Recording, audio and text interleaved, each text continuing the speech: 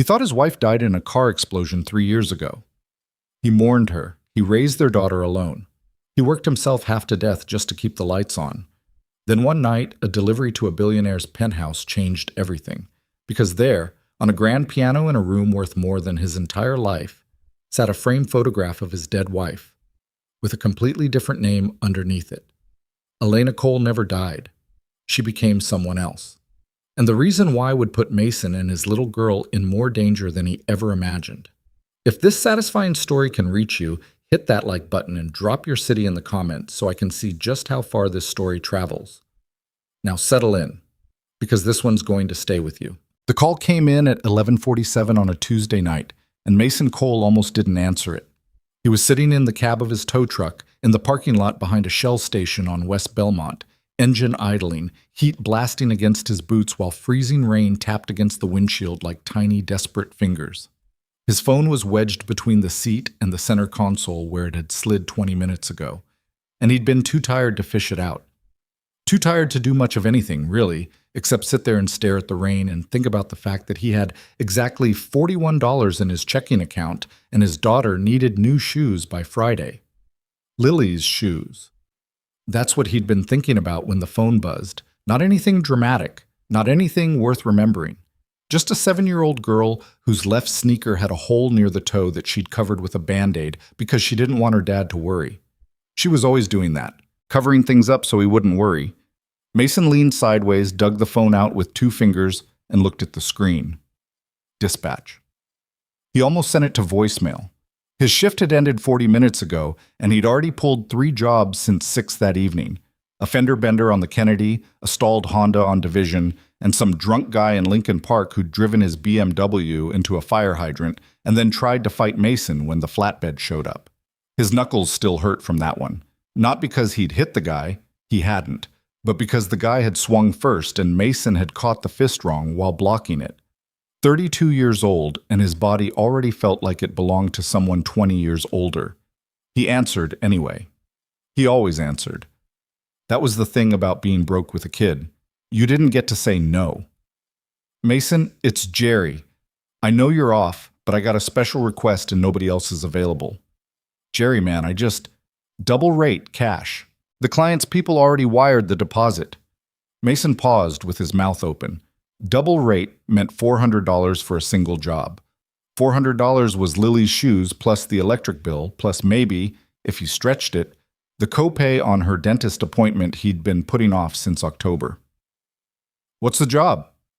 Not a tow. Package delivery. Since when do we deliver packages?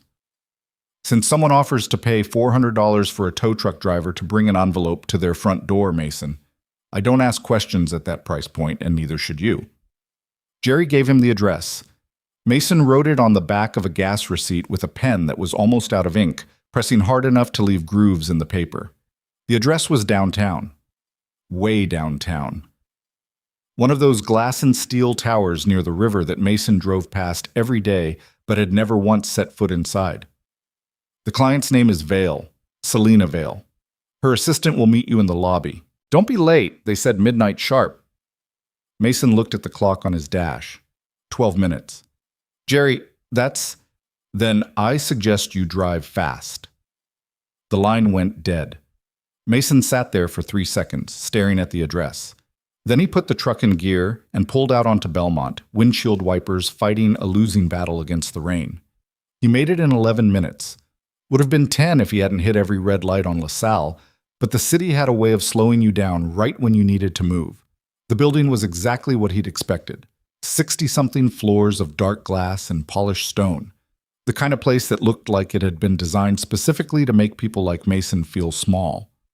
A curved awning stretched over the entrance, and beneath it stood a young woman in a black coat holding a tablet, rain bouncing off the awning above her head like she'd arranged for it to miss her personally. Mason parked the tow truck at the curb. It looked absurd there, a battered white Peterbilt sitting between a black Mercedes and a Tesla, and climbed down from the cab. The rain hit him immediately. He didn't have an umbrella. He never had an umbrella. Mr. Cole? The woman with the tablet didn't look up. She was maybe 25, hair pulled back tight, expression like she'd been carved out of the same stone as the building. Yeah, you're 40 seconds late. Traffic. She didn't respond to that, just turned and walked through the revolving door, heels clicking on marble. Mason followed, suddenly very aware of his mud-stained work boots, his damp Carhartt jacket, the grease under his fingernails that no amount of scrubbing ever fully removed. The lobby was enormous. White marble floors, indirect lighting that seemed to come from nowhere and everywhere at once, a security desk staffed by two men in suits who looked like they could bench press Mason's truck. The whole place smelled like money. Not any specific scent, just that particular absence of anything unpleasant that only expensive spaces achieved. "The package," the woman said, stopping at a brushed steel elevator bank and finally looking at him. Her eyes moved over his jacket, his boots, his face. Whatever she was calculating, she kept the result to herself. "Ms. Vale has requested that you deliver it personally to her residence on the 62nd floor." "I thought I was meeting someone in the lobby." "You are meeting someone in the lobby. Me. And now I'm telling you to go upstairs." She held out a white key card. "This will activate the penthouse elevator, suite 6200. Place the package on the table inside the foyer. You don't need to knock. The door will be open. Ms. Vale may or may not be present. Either way, leave the package and come back down.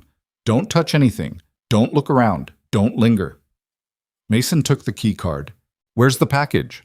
The woman reached into a leather satchel at her side and produced a padded manila envelope, maybe half an inch thick. No return address. No markings of any kind except a small red sticker on the upper right corner. "What's in it?" "That's not your concern, Mr. Cole." "I'm carrying it into a billionaire's apartment at midnight. Seems like it should be a little bit my concern." Something flickered across her face, annoyance maybe, or the faintest shadow of amusement. "Documents, legal in nature, completely benign. Ms. Vale's attorney prepared them this afternoon, and they require her physical signature before business hours tomorrow. That's all you need to know." Mason took the envelope. It was light, paper, and nothing else from the feel of it. He tucked it inside his jacket to keep it dry, though the rain had already soaked through to his shirt. 62nd floor, he repeated. "Suite 6200, table in the foyer, in and out." The elevator was the quietest thing Mason had ever stood inside. No music, no hum, barely any sensation of movement at all. Just a smooth upward pull and a digital display counting floors in a font so thin it looked like it might disappear. He watched the numbers climb and caught his reflection in the polished steel doors. A tall man with dark hair that needed cutting, a jaw that needed shaving, circles under his eyes that soap and water couldn't fix. He looked exactly like what he was, a guy running on 4 hours of sleep and too much gas station coffee, trying to hold his life together with duct tape and stubbornness. The doors opened directly into a private foyer. White walls, a single abstract painting that probably cost more than Mason's apartment building, and a narrow table made of glass and chrome positioned against the far wall. The front door to the suite was open, exactly as the woman had said it would be. Beyond it, Mason could see a vast living space. Floor-to-ceiling windows overlooking the Chicago skyline. Modern furniture arranged with the kind of deliberate carelessness that took a professional to achieve. He should have just put the envelope on the table. That was the job. Put it down, walk away, collect his $400, go home, and sleep for 5 hours before Lily's alarm went off for school. But he didn't. Later, Mason would replay this moment 1,000 times, trying to pinpoint exactly what pulled him forward. Maybe it was curiosity. Maybe it was the strange, magnetic quality of a space that rich, the way it drew you in just to show you everything you'd never have. Or maybe it was something else entirely, some instinct buried so deep he couldn't name it, tugging him past the table and through the open door into a room that would rearrange every single thing he believed about his life. The penthouse was enormous, open concept, all clean lines and muted colors, the kind of place that looked more like a museum installation than somewhere a person actually lived. But there were signs of life if you looked closely. A half-finished glass of red wine on the kitchen island, a laptop open on the sectional sofa with papers scattered around it, a pair of reading glasses sitting on top of a thick legal brief. Someone lived here. Someone who worked late and drank alone and didn't bother cleaning up before bed. Mason walked slowly through the living area, telling himself he was just looking for the right table, that the one in the foyer was maybe a coat table and the assistant had meant a different one. He knew it was a lie, even as he thought it. He was looking because he couldn't help it, because this was as close as he'd ever get to a life like this, and some small, hungry part of him wanted to see what it felt like to stand inside so much money. That's when he saw the piano. It was a Steinway Grand, black and gleaming, positioned near the windows where the city lights reflected off its lacquered surface like scattered diamonds. Beautiful instrument, clearly well-maintained, probably worth more than Mason would earn in 5 years. But the piano itself wasn't what stopped him. It was the photograph sitting on top of it. Silver frame. Simple. Elegant. Inside, a woman smiled at the camera with her chin tilted slightly to the left, dark hair falling past her shoulders, eyes bright with something that looked like mischief. She was wearing a blue blouse Mason didn't recognize and standing in front of a building he'd never seen. But everything else about her, saw the shape of her mouth, the small scar above her right eyebrow, the way her nose crinkled just slightly when she smiled, was so familiar that Mason's knees almost gave out. He stood there. He didn't move. He didn't breathe. His hand, still holding the envelope, began to shake so badly that the paper inside rustled like dry leaves. The woman in the photograph was Elena. His Elena. His wife. The mother of his daughter. The woman he'd buried 3 years ago. Or thought he'd buried because the casket had been closed, and the coroner had told him the fire damage was too severe for viewing, and he'd stood there in a black suit that didn't fit right while the preacher talked and Lily held his hand, and he tried to understand how the world could just remove a person from it, like pulling a thread from a shirt. Elena. Right there. In a silver frame. On a billionaire's piano, smiling like she had a secret. But beneath the photograph, engraved on a small brass plate attached to the frame, was a name Mason had never seen before in his life. Vivian Hart, always in our hearts. Mason's vision went gray at the edges, his ears filled with a sound like static. He reached out and grabbed the edge of the piano to steady himself because the floor seemed to be tilting sideways, and the envelope slipped from his other hand and landed on the hardwood with a soft slap that sounded in the silence of that enormous room like a gunshot. "What are you doing in here?" The voice came from behind him. Sharp, controlled, edged with something colder than anger. Mason turned. She was standing in the hallway that led to what he assumed were the bedrooms, barefoot, wearing a white silk robe over dark clothes, her auburn hair slightly damp like she'd just stepped out of a shower. Selena Vale.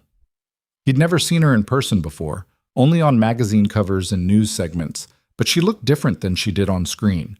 Smaller, sharper, more intensely real. Her face was angular and striking, cheekbones high, eyes a green so pale they almost looked silver in the low light. She was holding a phone in one hand like she'd been about to make a call, and her expression was one of absolute controlled fury. "I asked you a question." Mason couldn't speak. His mouth was open, but nothing was coming out. He was still gripping the piano with one hand, and he knew how this looked. Some random tow truck driver standing in a billionaire's living room at midnight, touching her things, clearly way past wherever he was supposed to be. "The envelope," he started, "is supposed to be on the table in the foyer, which is not here. This is my private residence. You were given explicit instructions." "I know, I just—" He stopped, swallowed, tried again. "Who is that?" He pointed at the photograph. His hand was still trembling. Selena's eyes moved from Mason to the frame and back. Her expression didn't change, but something shifted in her posture. A stiffening, a pulling inward, like a door being locked. "That is none of your business. I'm going to ask you to leave now, and Her name isn't Vivian Hart." The words came out raw and rough, scraped from somewhere deep in Mason's chest. Selena stopped mid-sentence. For the first time since she'd appeared, something crossed her face that wasn't anger. It was surprise, closely followed by suspicion. "Excuse me?" "That woman." Mason's voice cracked. He didn't care. "In that photograph. Her name isn't Vivian Hart. Her name is Elena Cole. She's my wife. She died 3 years ago. And I need you to tell me why you have her picture on your piano." The silence that followed was the loudest thing Mason had ever heard. The city hummed 62 floors below them. Rain streaked down the windows in crooked silver lines. Somewhere in the building's guts, a mechanical system clicked and whirred. Selena stared at him. Her face had gone very still, the kind of still that people get when their brain is processing something it doesn't want to accept. Then she said very quietly, "Get out of my home. I'm not leaving until you— I said get out." Her voice rose sharply. She lifted her phone. "I have security on this line in under 10 seconds. You will leave this penthouse immediately, or I will have you removed and arrested. Whatever scam you're running—" "Scam?" Mason's voice broke with something that wasn't anger. It was an anguish, pure and uncut. "Lady, I drove a tow truck here to drop off an envelope for $400 because my daughter needs shoes. I don't know who you are. I don't know what any of this is. But that is my wife's face in that picture, and you're going to tell me why." "Your wife's name was Elena." "Yes. And the woman in that photograph is Vivian Hart." "They're the same person, I'm telling you. That is my wife. I know her face. I've known her face for 11 years. I held her hand when our daughter was born, and I identified what was left of her after a car explosion on the Dan Ryan. That is Elena." Selena lowered her phone half an inch. Her eyes narrowed. The suspicion was still there, but it was competing with something else now, something that looked uncomfortably close to fear. "Vivian Hart had no husband," she said. "No children. She told me—" She cut herself off, reset, straightened her shoulders. "Whoever you are, I don't appreciate being manipulated. Vivian Hart worked for me. She disappeared 3 years ago under circumstances that I am not going to discuss with a stranger in my living room at midnight. If you have legitimate information about her, you can contact my legal team through—" She had a birthmark on her left hip, shaped like a crescent moon. She bit her nails when she was stressed, always the right hand, never the left. She sang off-key in the shower every morning, same song, Dreams by Fleetwood Mac, and she never got the bridge right. She made the worst scrambled eggs you've ever tasted, but she thought they were incredible, and you didn't have the heart to tell her. She slept on her stomach with one foot hanging off the bed. She was afraid of wasps, but not bees. She said there was a difference. Mason's voice had gone thick. He was crying now, tears cutting down his unshaved cheeks, and he didn't bother wiping them because it didn't matter. Nothing mattered except the photograph and the name beneath it, and the billionaire standing 10 feet away who was looking at him like the ground was crumbling under her feet. Selena was pale. Not nervous pale or surprised pale, white, like someone had pulled a plug and drained the color out of her from the inside. Her hand, the one holding the phone, had dropped to her side. "The birthmark," she whispered. "How do you know about the—" "Because she was my wife." The phone fell from Selena's hand. It hit the hardwood floor with a crack that neither of them acknowledged. She took one step backward, then stopped herself, pressing one hand against the hallway wall like she needed something solid to prove the room wasn't spinning. "Sit down," she said finally. Not an order. A concession. Like the word had been pried out of her against her will. Mason didn't sit. He stood where he was, one hand still on the piano, the other hanging at his side in a fist he didn't remember making. "Tell me." Selena walked slowly to the kitchen island. She picked up the wine glass, stared at it like she'd forgotten what it was, then set it down again without drinking. When she spoke, her voice had lost its sharp edge. What replaced it was something flat and careful, the voice of someone choosing each word like it might detonate. "Vivian Hart came to work for me 4.5 years ago. She was a cyber investigator. Brilliant. Genuinely one of the most talented people I've ever hired. She specialized in forensic data analysis, digital surveillance, corporate espionage detection. I brought her on to lead an internal investigation after I suspected money was being laundered through several medical charities connected to my business partners. Elena was a graphic designer," Mason said. "She worked freelance. She made logos and websites for small businesses." "Maybe that's what she told you." The words landed like a slap. Mason flinched. "I'm not trying to hurt you," Selena said, and for a moment she sounded almost human. "I'm trying to understand this, because what you're telling me changes everything I thought I knew about a woman I—" She stopped again, pressed her lips together, started over. Vivian uncovered something enormous. A network of executives, politicians, private military contractors, all funneling money through international medical aid organizations. We're talking billions. Not millions. Billions. The charities looked legitimate on paper. They ran real hospitals and clinics in developing countries, but underneath the money was being moved, cleaned, and redistributed to fund operations that would make your stomach turn. What kind of operations? Does it matter right now? Everything matters right now. Selena met his eyes. Arms deals, election interference, corporate assassinations disguised as accidents, an entire shadow economy operating behind the respectability of humanitarian aid. Vivian found it all. She spent 18 months building the case, layer by layer, and she was weeks away from handing everything over to federal prosecutors when she vanished. Mason felt the room tilt again. He sat down, not on a chair, just on the floor, right there by the piano, his back against the wall and his legs stretched out on the hardwood. He didn't care how it looked. His body had made the decision for him. She vanished, he repeated. One day she was here, the next, nothing. Her apartment was cleaned out. Her phone was disconnected. Her digital footprint was erased so thoroughly that even my best people couldn't trace her. I spent months looking. I spent a fortune looking, and eventually I had to accept that either she'd gone into hiding or someone had gotten to her first. Someone got to her, Mason said. 3 years ago, February 14th, Valentine's Day. She told me she was going to the store to buy stuff for a surprise dinner. She drove our Honda Civic onto the Dan Ryan, and it exploded at 50 miles an hour. The police said it was a fuel line defect. The manufacturer settled out of court. I got a check for $75,000 and a closed casket. Selena was staring at him now with an expression Mason couldn't read. Horror, maybe, or grief, or the specific kind of anger that comes when you realize you've been lied to by the very people you trusted to find the truth. February 14th, she said. That's 2 weeks after she disappeared from my operation. She didn't disappear. She went home. She came back to me and Lily and she... His voice broke again. He pressed the heels of his hands against his eyes. She was there. She was normal. She was making Valentine's dinner. She was acting like everything was fine.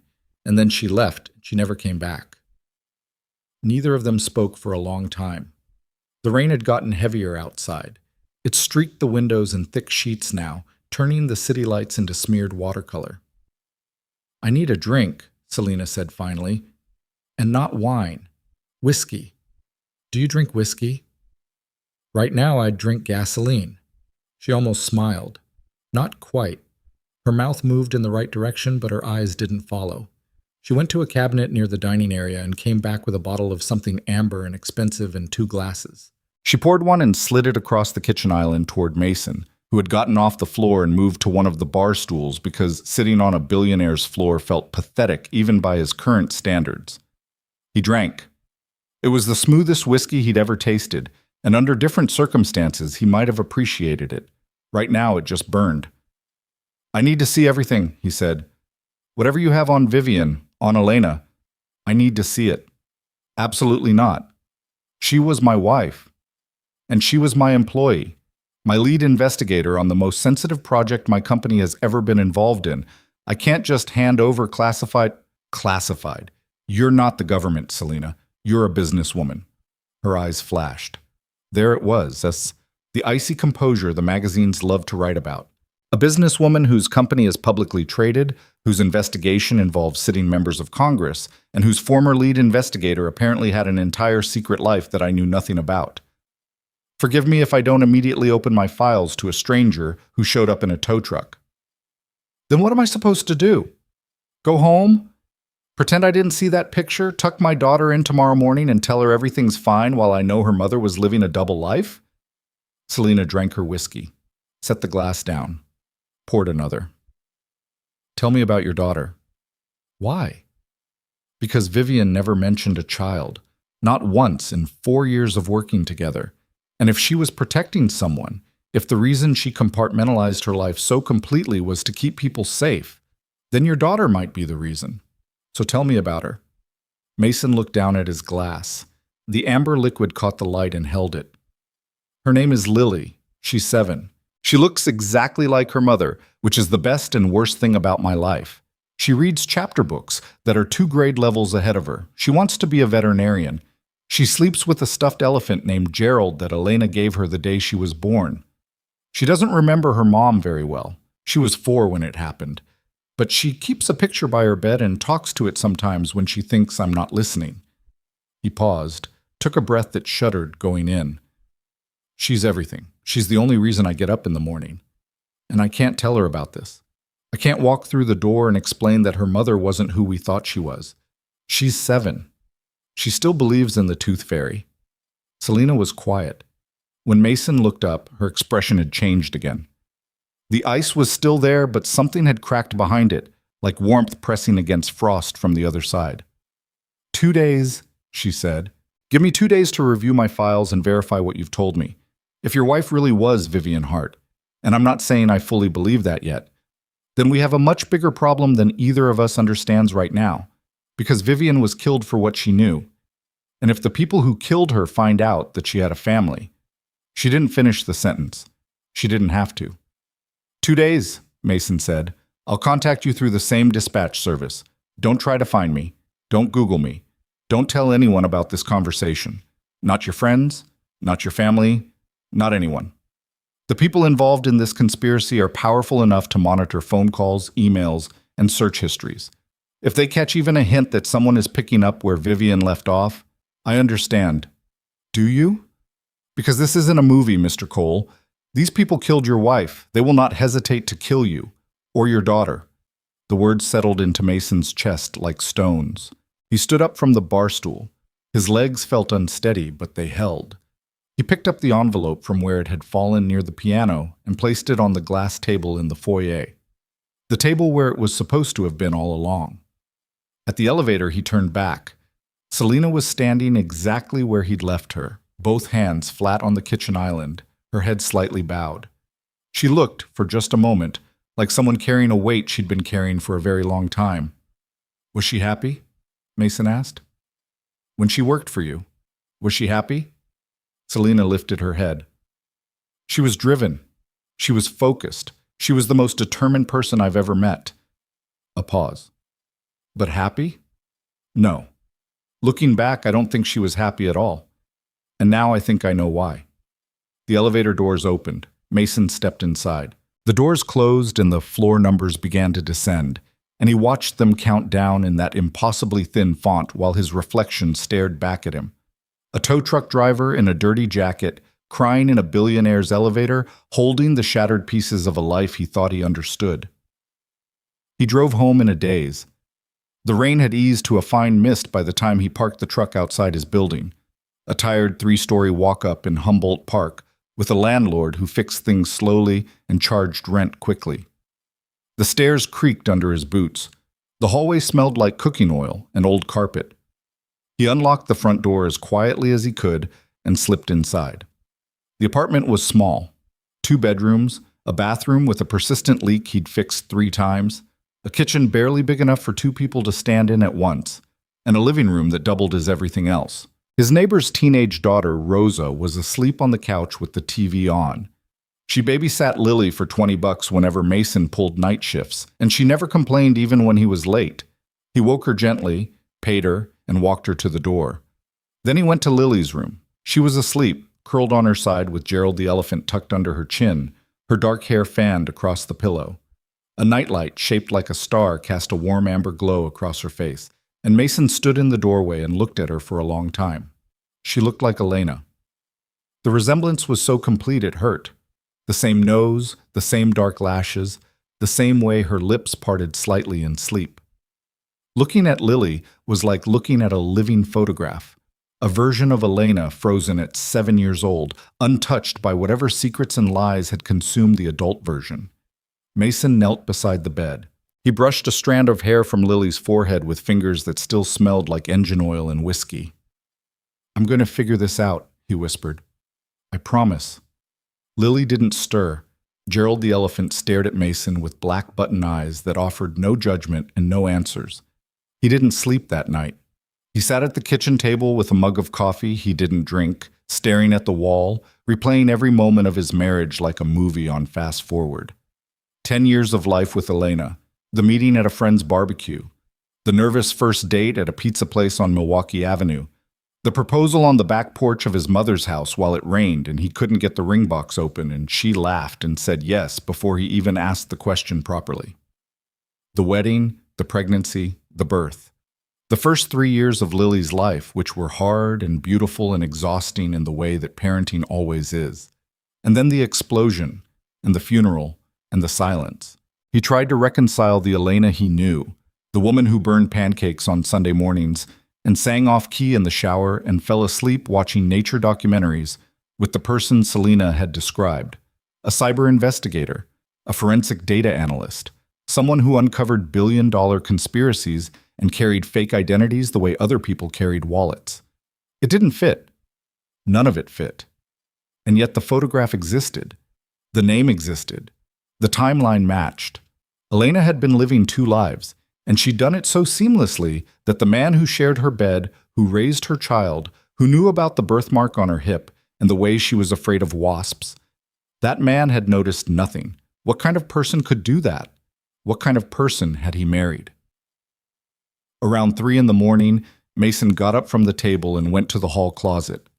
Behind the winter coats and a box of Lily's outgrown clothes, there was a shelf he never touched. On it sat a cardboard box labeled Elena, personal, in his own handwriting. He'd packed it 6 months after the funeral, when the grief counselor said it might help to put some things away, and he hadn't opened it since. He brought it to the kitchen table and sat there with his hands on the lid for a long time before opening it. Inside, her reading glasses, the ones with the tortoiseshell frames she'd bought at a thrift store and was absurdly proud of. A scarf that still smelled faintly like her perfume. 3 birthday cards she'd made for Mason by hand because she said store-bought ones were lazy. A USB drive he'd found in her desk drawer after the funeral and never plugged in because what would be the point? A set of keys on a plain ring that didn't match any lock in the apartment. And beneath everything, under a layer of tissue paper, a small rectangular object he'd overlooked during the initial packing. A metal box about the size of a paperback book, with a combination lock built into the front. Mason had never seen it before. He turned it over in his hands. It was heavier than it looked, brushed steel with no markings of any kind. The combination lock had 4 digits. He tried Elena's birthday. Nothing. Lily's birthday. Nothing. Their anniversary. Nothing. Their address, his birthday, the last 4 of her social. Nothing. Nothing. Nothing. On a strange, desperate impulse, he tried the date of Elena's death. February 14th, 0214. The lock clicked open. Inside the metal box was a single item, a key. Not a house key or a car key, something heavier, older, industrial-looking. Attached to it was a small tag with an address printed in Elena's handwriting, 4712, West Armitage, Unit B. Mason knew that street. It was in the neighborhood, maybe 15 blocks from where he sat right now, an area of old warehouses and storage facilities, most of them converted or abandoned. He looked at the key. He looked at the address. He looked at the clock. 3:47 a.m. He should wait. He should wait for Selena's 2 days. He should think about this rationally, approach it carefully, consider the danger. But rational thought had stopped working about 4 hours ago, sometime around the moment he saw his dead wife's face in a silver frame with the wrong name underneath it. Mason put the key in his jacket pocket. He checked on Lily, still sleeping, still clutching Gerald, still safe in the small, warm bubble of her 7-year-old world. He texted Rosa's mother. Can Rosa come back early tomorrow morning? Something came up. We'll pay double. The response came in 40 seconds, because Rosa's mother was a night shift nurse who understood urgent schedules. She'll be there at 6. Everything okay? Fine, Mason typed. Just a work thing. He locked the apartment behind him. He drove to 4712 West Armitage through empty streets still wet with rain. The wipers off now. The city quiet in that particular way it only gets between 3 and 5 in the morning, when even Chicago seems to hold its breath. The building was a low brick structure, one of those old industrial places that had been carved into storage units at some point in the 80s and mostly forgotten since. A chain-link fence surrounded the parking lot. 2 streetlights, one working, one dead. No cameras that Mason could see. Unit B was on the ground floor behind a heavy steel door with a lock that matched the key Elena had left him. His hand shook as he inserted it, but the mechanism turned smoothly, like it had been used recently. Which was impossible because Elena had been dead for 3 years. Unless she hadn't. The thought hit Mason so hard he had to lean against the doorframe. He hadn't let himself think it until now. Hadn't let the full implication of the photograph and the name and the timeline sink all the way in. But standing here, with a key that worked in a lock his dead wife shouldn't have known about, the thought became unavoidable. What if she wasn't dead? What if the casket had been closed for a reason that had nothing to do with fire damage? What if Elena Cole was alive somewhere right now, breathing and thinking and existing in the world while her husband grieved and her daughter talked to a photograph by her bed? Mason pushed the door open. The unit was small, maybe 10 by 12, and lit by a single fluorescent tube that flickered on automatically when the door opened, buzzing with that specific frequency that makes everything look slightly unreal. The walls were bare cinder block. The floor was poured concrete. And in the center of the space, sitting on a plain metal table like it had been waiting for him, was a safe. Not a large one. Fireproof, by the look of it. Matte black, digital keypad, maybe 2 feet square.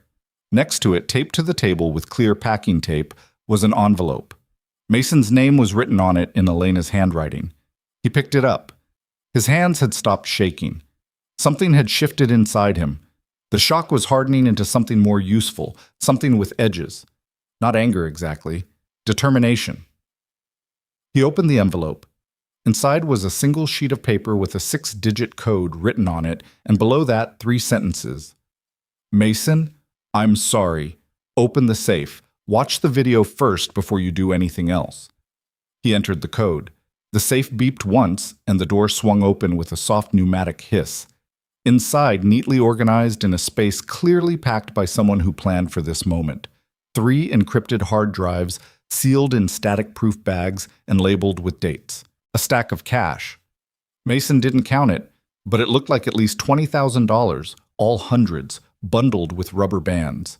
2 passports, both with Elena's photograph but different names. One said Vivian Hart, the other said Catherine Marsh. A burner phone, powered off, in a Ziploc bag. And a small handheld video camera, the kind journalists used to use before smartphones made them obsolete. Mason picked up the camera. The battery indicator showed a full charge, which meant someone had been here to charge it, which meant… He stopped himself. One thing at a time. Watch the video first. That's what Elena had asked. After everything, after all the lies and secrets and double lives, the least he could do was follow her last instruction. He pressed play.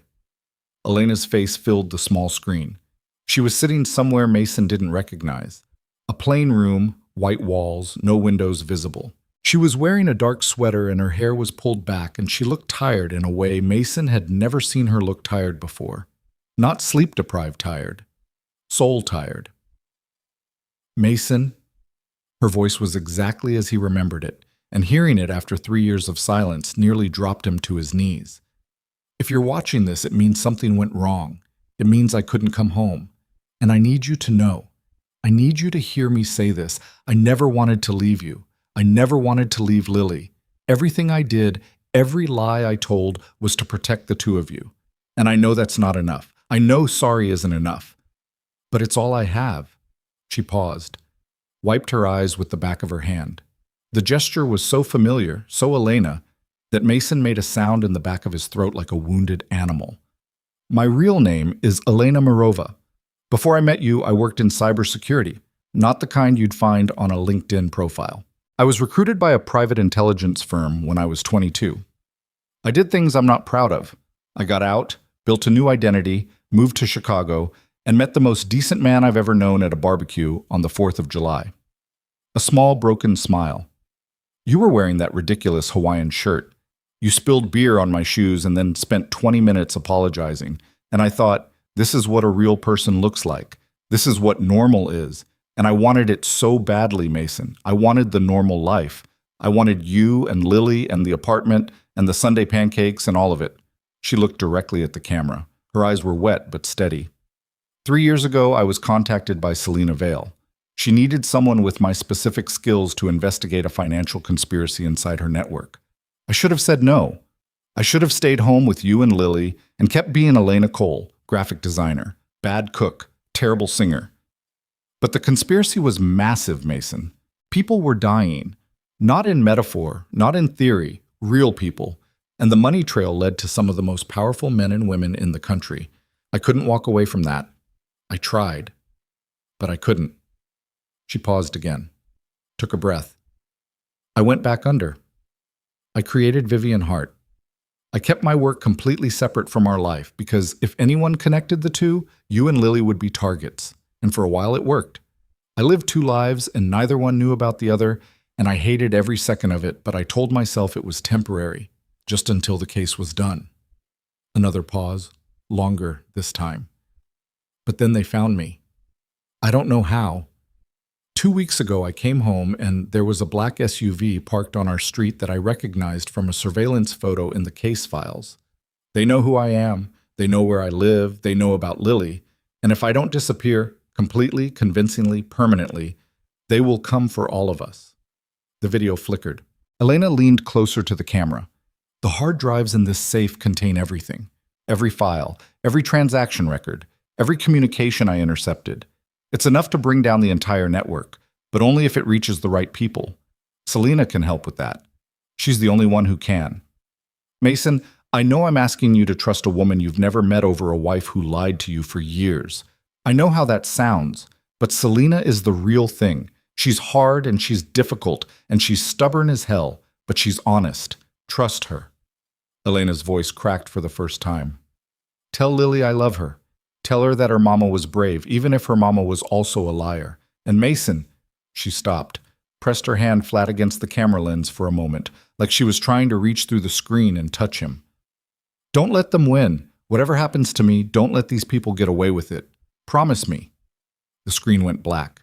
Mason stood alone in the storage unit, holding the camera, listening to the buzz of the fluorescent light, and let the tears fall without trying to stop them.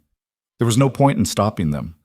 The woman he loved had recorded a goodbye 3 years ago in a white room somewhere, and he was only hearing it now, in a concrete box 15 blocks from his apartment, surrounded by encrypted hard drives and fake passports and more cash than he'd ever seen in his life. Elena was gone. She might be dead. She might be alive.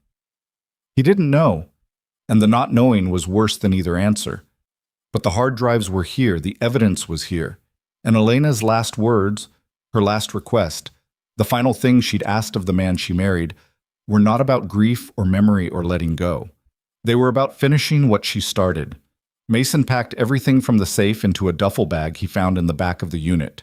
The hard drives, the cash, the passports, the burner phone, the camera. He locked the unit behind him, drove home, and hid the duffel bag in the back of his bedroom closet behind a broken vacuum cleaner and a box of Christmas decorations. By the time Rosa knocked on the door at 6, Mason had showered, changed, and made a pot of coffee.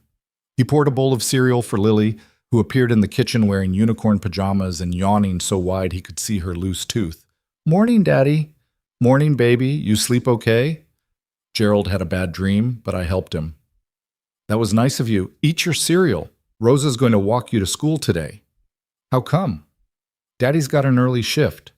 Lily nodded, already focused on her cereal, and Mason stood at the counter watching her eat and thinking about black SUVs and encrypted hard drives and a woman on a small screen pressing her hand against the lens like she could reach through time and touch the people she'd lost. 2 days. Selena had said 2 days. He'd wait. He'd be careful. He'd do this right. But he wasn't going to let them win. He'd promised. Selena called on the second day, exactly 48 hours after Mason had stood in her penthouse with tears on his face and his dead wife's photograph 3 feet away. The call came through dispatch, just like she'd said it would. Jerry patching it through with a confused tone, saying some woman from the downtown job wanted to hire Mason specifically for another delivery. "Same deal," Jerry said. "Same rate. You must have made an impression." Mason didn't answer that. He took the address, different building this time, a commercial high-rise on South Wacker, and told Jerry he'd handle it after he picked Lily up from school. Rosa met him at the apartment at 4:30, and Mason drove downtown with the duffel bag on the passenger seat, the encrypted hard drive shifting inside it every time he took a turn. He'd spent the last 2 days in a state of functional paralysis, going to work, feeding Lily, helping with her homework, tucking her in at night, while his mind ran in circles so tight he could feel the friction burning. He'd watched Elena's video 11 more times. He'd memorized every word. He'd paused on the moment where she pressed her hand against the lens and stared at the frozen image until his eyes ached. The building on South Walker turned out to be a law firm, or something that looked like one, all frosted glass and quiet hallways and people in suits moving with that specific urgency that expensive professionals cultivate. The assistant from the penthouse, the one with the tablet and the sharp eyes, met Mason at a side entrance and led him through a service corridor to a private conference room on the 14th floor. Selena was already there. She looked different from the woman in the silk robe he'd seen 2 nights ago. Today she wore a dark blazer over a black turtleneck, her auburn hair pulled back, minimal makeup. She looked like what she was, a CEO preparing for battle. The conference table was covered in folders, printouts, and 2 open laptops. A man Mason didn't recognize sat in the corner. Early 50s, gray at the temples, wire-rimmed glasses, the kind of face that suggested he'd seen a lot and been surprised by very little of it. "Close the door," Selena said without looking up from one of the laptops. Mason closed it. He set the duffel bag on the table. Selena glanced at it, then at him. "You found the storage unit." It wasn't a question. Mason nodded anyway. "How did you know?" "Because Vivian, Elena, told me she had a contingency. A dead drop, she called it. Something left behind in case things went sideways. She never told me where it was or what was in it. She said it was safer if I didn't know." Selena's jaw tightened. She said a lot of things she apparently didn't mean. "She meant them," Mason said, surprising himself with how quickly the defense came out. "She just didn't tell the whole truth." "Is there a difference?" "Yeah, there is." They stared at each other for a moment. Not hostile, not friendly, just 2 people measuring the weight of what they were about to do. Then Selena gestured to the man in the corner. "This is Carl Whitmore, former FBI, now private sector. He's been working with me on the investigation since Vivian disappeared. He's the only person besides my attorney who knows the full scope of what we're dealing with, and I trust him with my life. I need you to trust him too." Carl stood and extended a hand. His grip was firm, but not aggressive, and up close Mason could see the lines around his eyes that come from years of reading things that weren't meant to be read. "Mr. Cole, sorry about the circumstances." "Yeah, me too." Mason unzipped the duffel bag and spread the contents across the table. The hard drives, the passports, the cash, the burner phone, the camera. Selena picked up one of the passports, the one that said Vivian Hart, and opened it. She stared at the photograph for a long time. "That's her," she said quietly. "Same picture she used for her company ID." "And this one?" Mason held up the Catherine Marsh passport. Carl took it, examined the data page, and frowned. "Third identity. Probably an escape route. Something she could use to leave the country if the other 2 were compromised." He looked at Mason. "Did you know your wife spoke Russian?" "What?" "This passport was issued in Montreal. The entry stamp suggests trips to London, Istanbul, and Moscow over a 2-year period. Whoever your wife was before she was Elena Cole, she moved in circles most people don't even know exist." Mason sat down. The chair was expensive leather, and it was the least comfortable seat he'd ever been in. "She told me she grew up in Michigan, said her parents died when she was young, no siblings." "All fabricated, most likely," Carl said, not unkindly.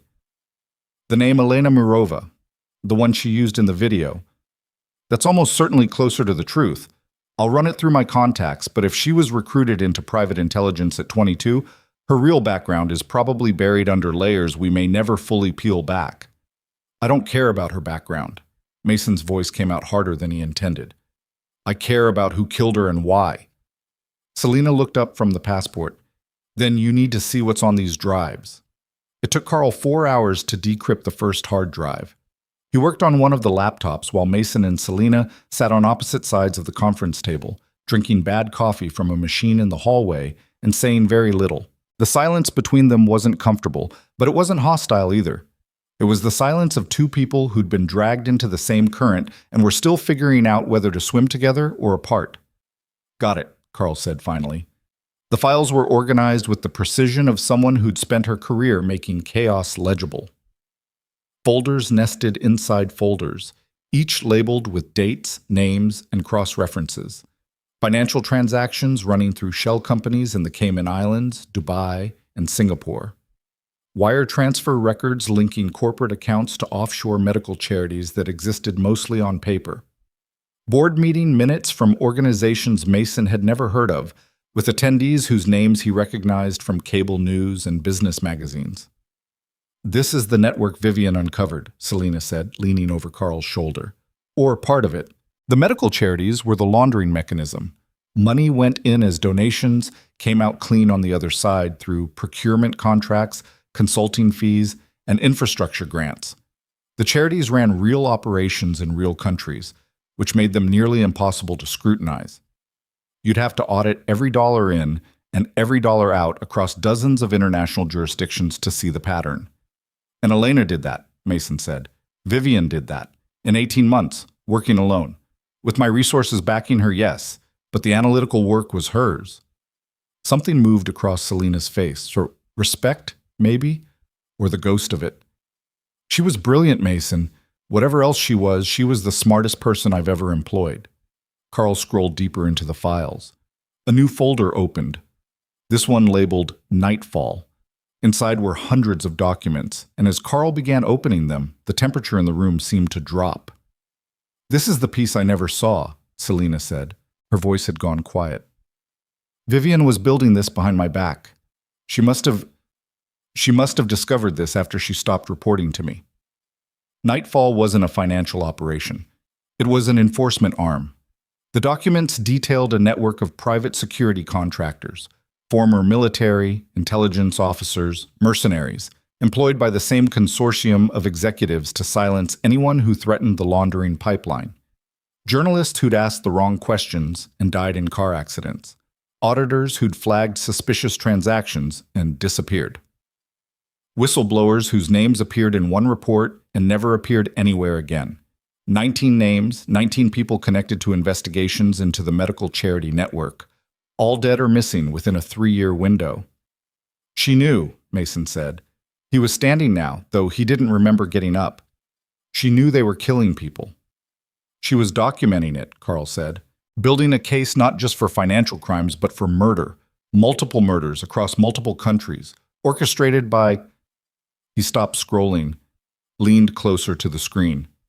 By a single coordinating authority. Who? Mason asked. Carl turned the laptop so Mason and Selena could see. On the screen was a photograph, corporate headshot, the kind you'd find on a company's leadership page. A man in his early 60s with silver hair, a strong jaw, and pale blue eyes that radiated the particular confidence of someone who'd never been told no by anyone who mattered. Damien Cross, Selena said. Her voice was flat. Of course. You know him? Everyone in my world knows Damien Cross. He's one of the largest private investors in global healthcare, hospitals, pharmaceutical companies, medical device manufacturers. Forbes puts his net worth at something around $12 billion, but the real number is probably higher. He sits on the boards of 3 major charitable foundations, and he's donated enough to children's hospitals to get his name on buildings in 14 cities. She paused. He also tried to acquire my company twice, and when I refused, he spent 6 months trying to destroy my stock price through coordinated short selling. I thought it was just business. Now I'm looking at evidence that it was something much worse. He's the top of the pyramid, Carl said. Based on these files, Cross isn't just funding the laundering operation. He designed it.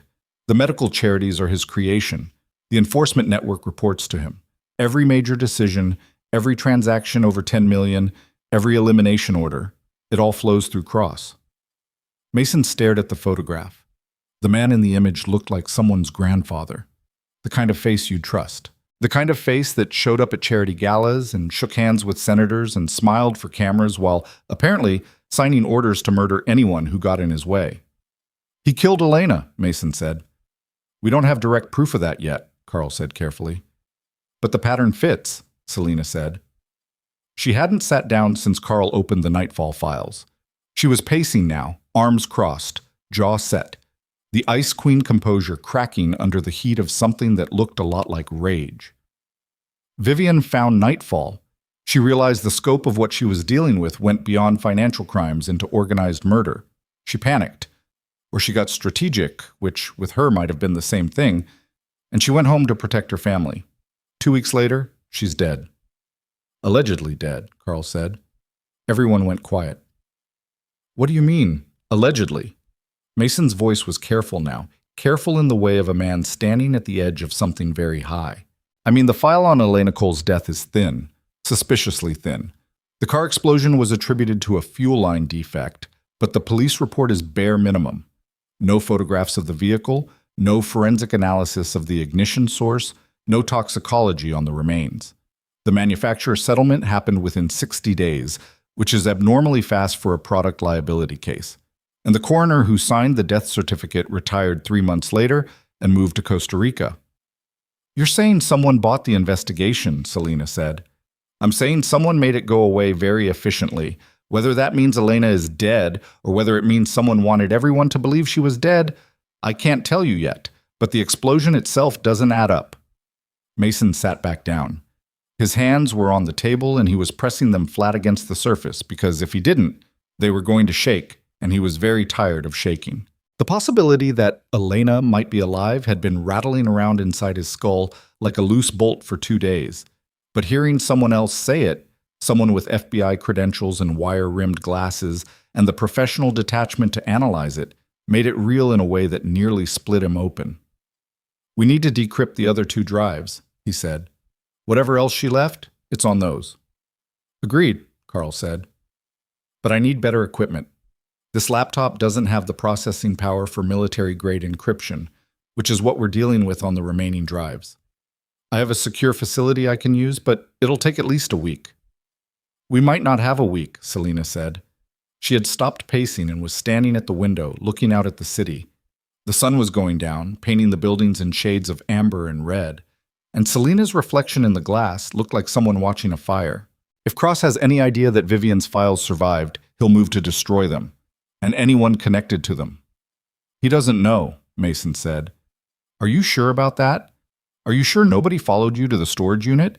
Nobody saw you leave with a duffel bag full of evidence at 4 a.m? Mason wanted to say yes. He wanted to be certain, but he thought about the empty streets and the dead streetlight outside the storage facility, and the fact that he'd been too emotional to check his mirrors, and his certainty evaporated like breath on cold glass. I don't know, he admitted. Selena turned from the window. Then we assume the worst and act accordingly. Carl, get the drives to your facility tonight. I want full decryption and analysis as fast as humanly possible. Mason, she hesitated. Something in her expression shifted, a softening she clearly wasn't comfortable with. Go home to your daughter. Keep your routine exactly the same. Go to work, pick her up from school, do everything you normally do.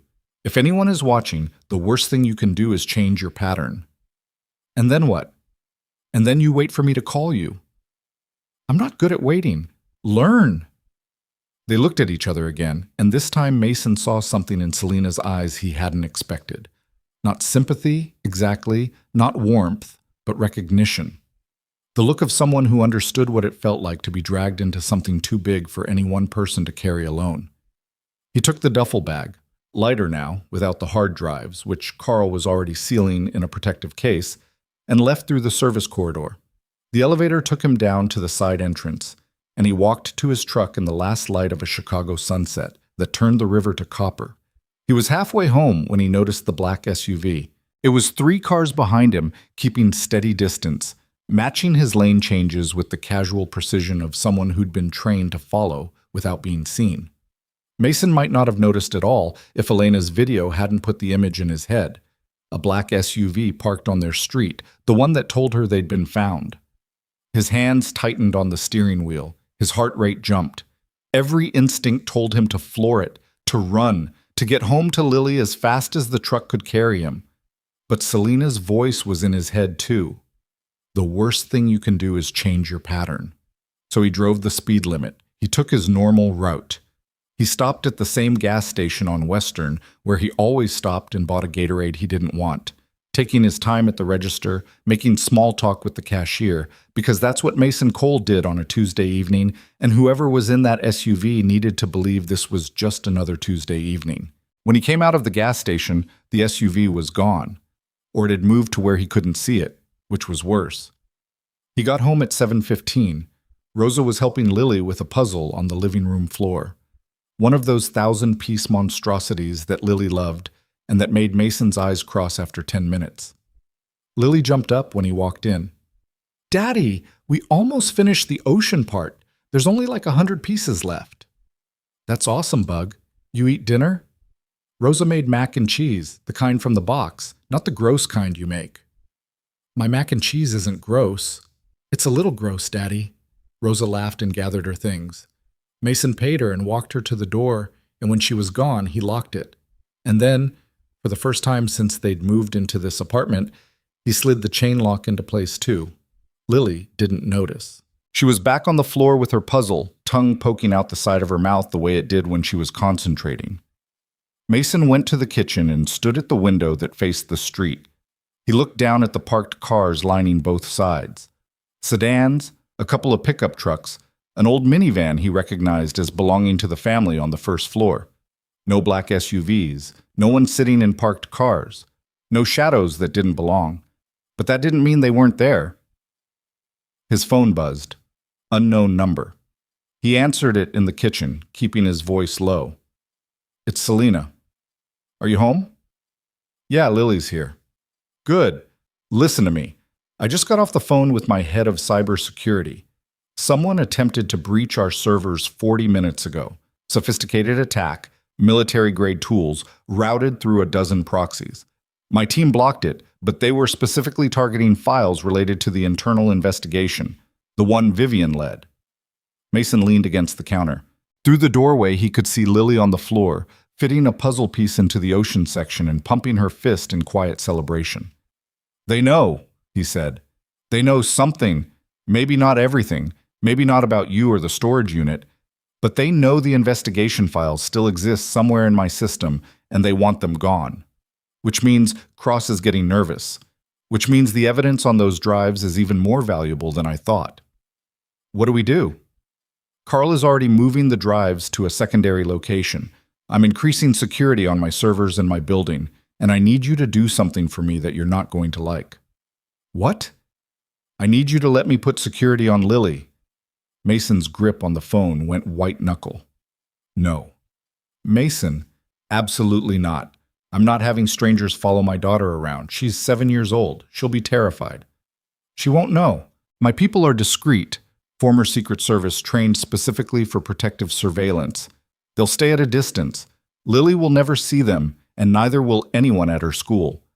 But if Cross's people are watching you, and if they've connected you to Vivian, you just said they might not know about me." "I said maybe. Maybe isn't good enough when we're talking about a 7-year-old girl. You saw the Nightfall files, Mason. These people killed 19 people that we know of. They blew up a car on a public highway. They are not going to hesitate because your daughter is a child." Mason closed his eyes. Behind his eyelids, he saw the list of names in the Nightfall file. 19 names. 19 people who'd been in the way. And then he saw Lily's face and the Band-Aid on her sneaker, and the way she talked to her mother's photograph when she thought no one was listening. "Fine," he said. "But I want to meet them. Your security people. I want to look them in the eye before I let them anywhere near my kid. Tomorrow morning, I'll send a car." "Send a tow truck. I don't need a car." A pause. Then, "You're a difficult man, Mason Cole. You're not the first person to tell me that." He hung up and went back to the living room. Lily had finished the ocean section and was starting on the sky, which was 90% identical blue pieces and looked absolutely impossible. She held one up to him. "Does this go there or there?" Mason sat down on the floor beside her, took the piece, and tried it in both spots. It didn't fit either one. He handed it back. "Neither. Try the corner." Lily tried the corner. It fit. She grinned at him with her gap-toothed smile, and Mason pulled her into a hug that was probably too tight and definitely lasted too long, but she didn't complain. She just hugged him back with her small, fierce arms and said, "You smell like coffee, Daddy," into his chest. And Mason held his daughter and stared at the wall above her head and thought about the people who were watching his world from the darkness beyond it. They were coming. He could feel it the way you feel a storm moving in. Not with certainty, but with the bone-deep awareness that the air pressure has changed and something is building behind the horizon. But they hadn't come yet.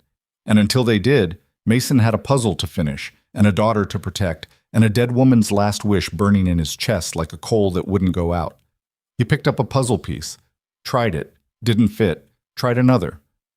The sky was enormous and every piece looked the same, and Lily was right beside him, tongue out, concentrating, alive and safe, and completely unaware that the world her father had built around her was made of thinner walls than she'd ever imagined. The leak hit the internet on a Thursday morning, and by Thursday afternoon the world was on fire. Selena had warned Mason it was coming. She'd called him the night before, her voice tight with the controlled urgency of someone who'd made a decision and was bracing for the fallout. Carl had finished decrypting the second hard drive, and what he'd found was worse than any of them had expected.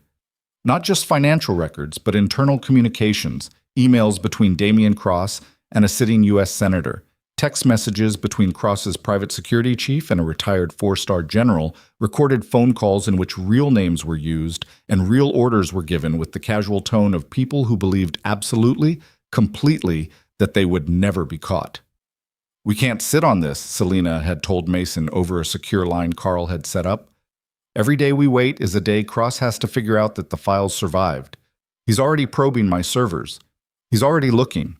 And if he finds out about you, about Lily..." "So what are you saying?" "I'm saying I'm going to release part of it. Not everything.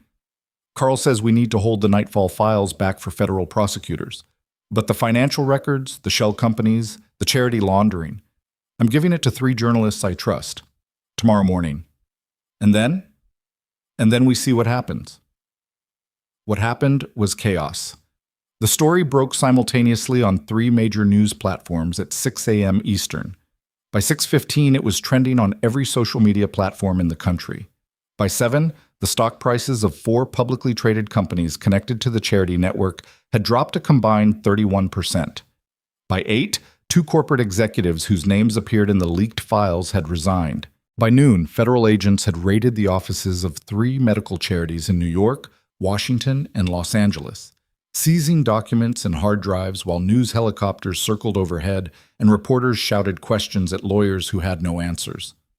Mason watched it unfold on the small television in his apartment kitchen while Lily ate breakfast in the living room, cheerfully oblivious to the fact that her dead mother's work was rearranging the financial landscape of the Western world.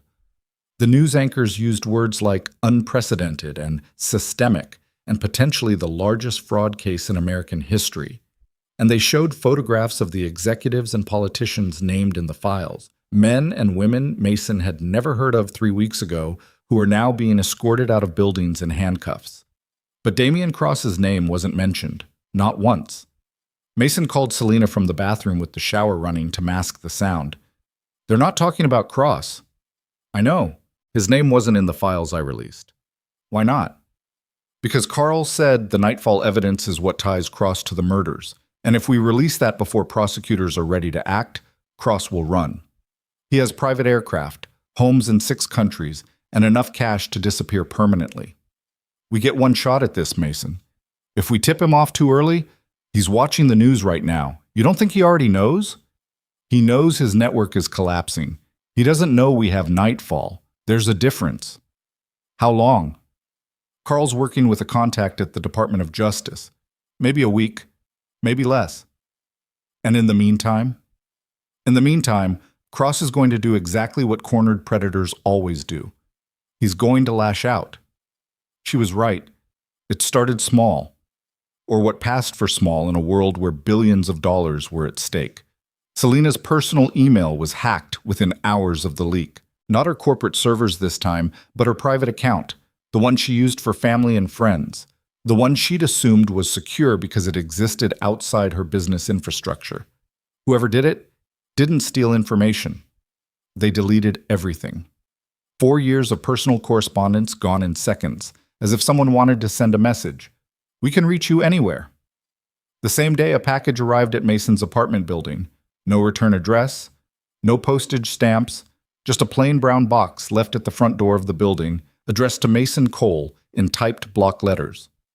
Inside was a single item, a photograph of Lily walking home from school, taken from across the street with a telephoto lens. She was smiling, her backpack bouncing against her small shoulders, one hand reaching up to push hair away from her face. The photograph was recent. She was wearing the new shoes Mason had bought her with the money from the penthouse delivery. On the back of the photograph, someone had written 4 words in black marker. "We know about her."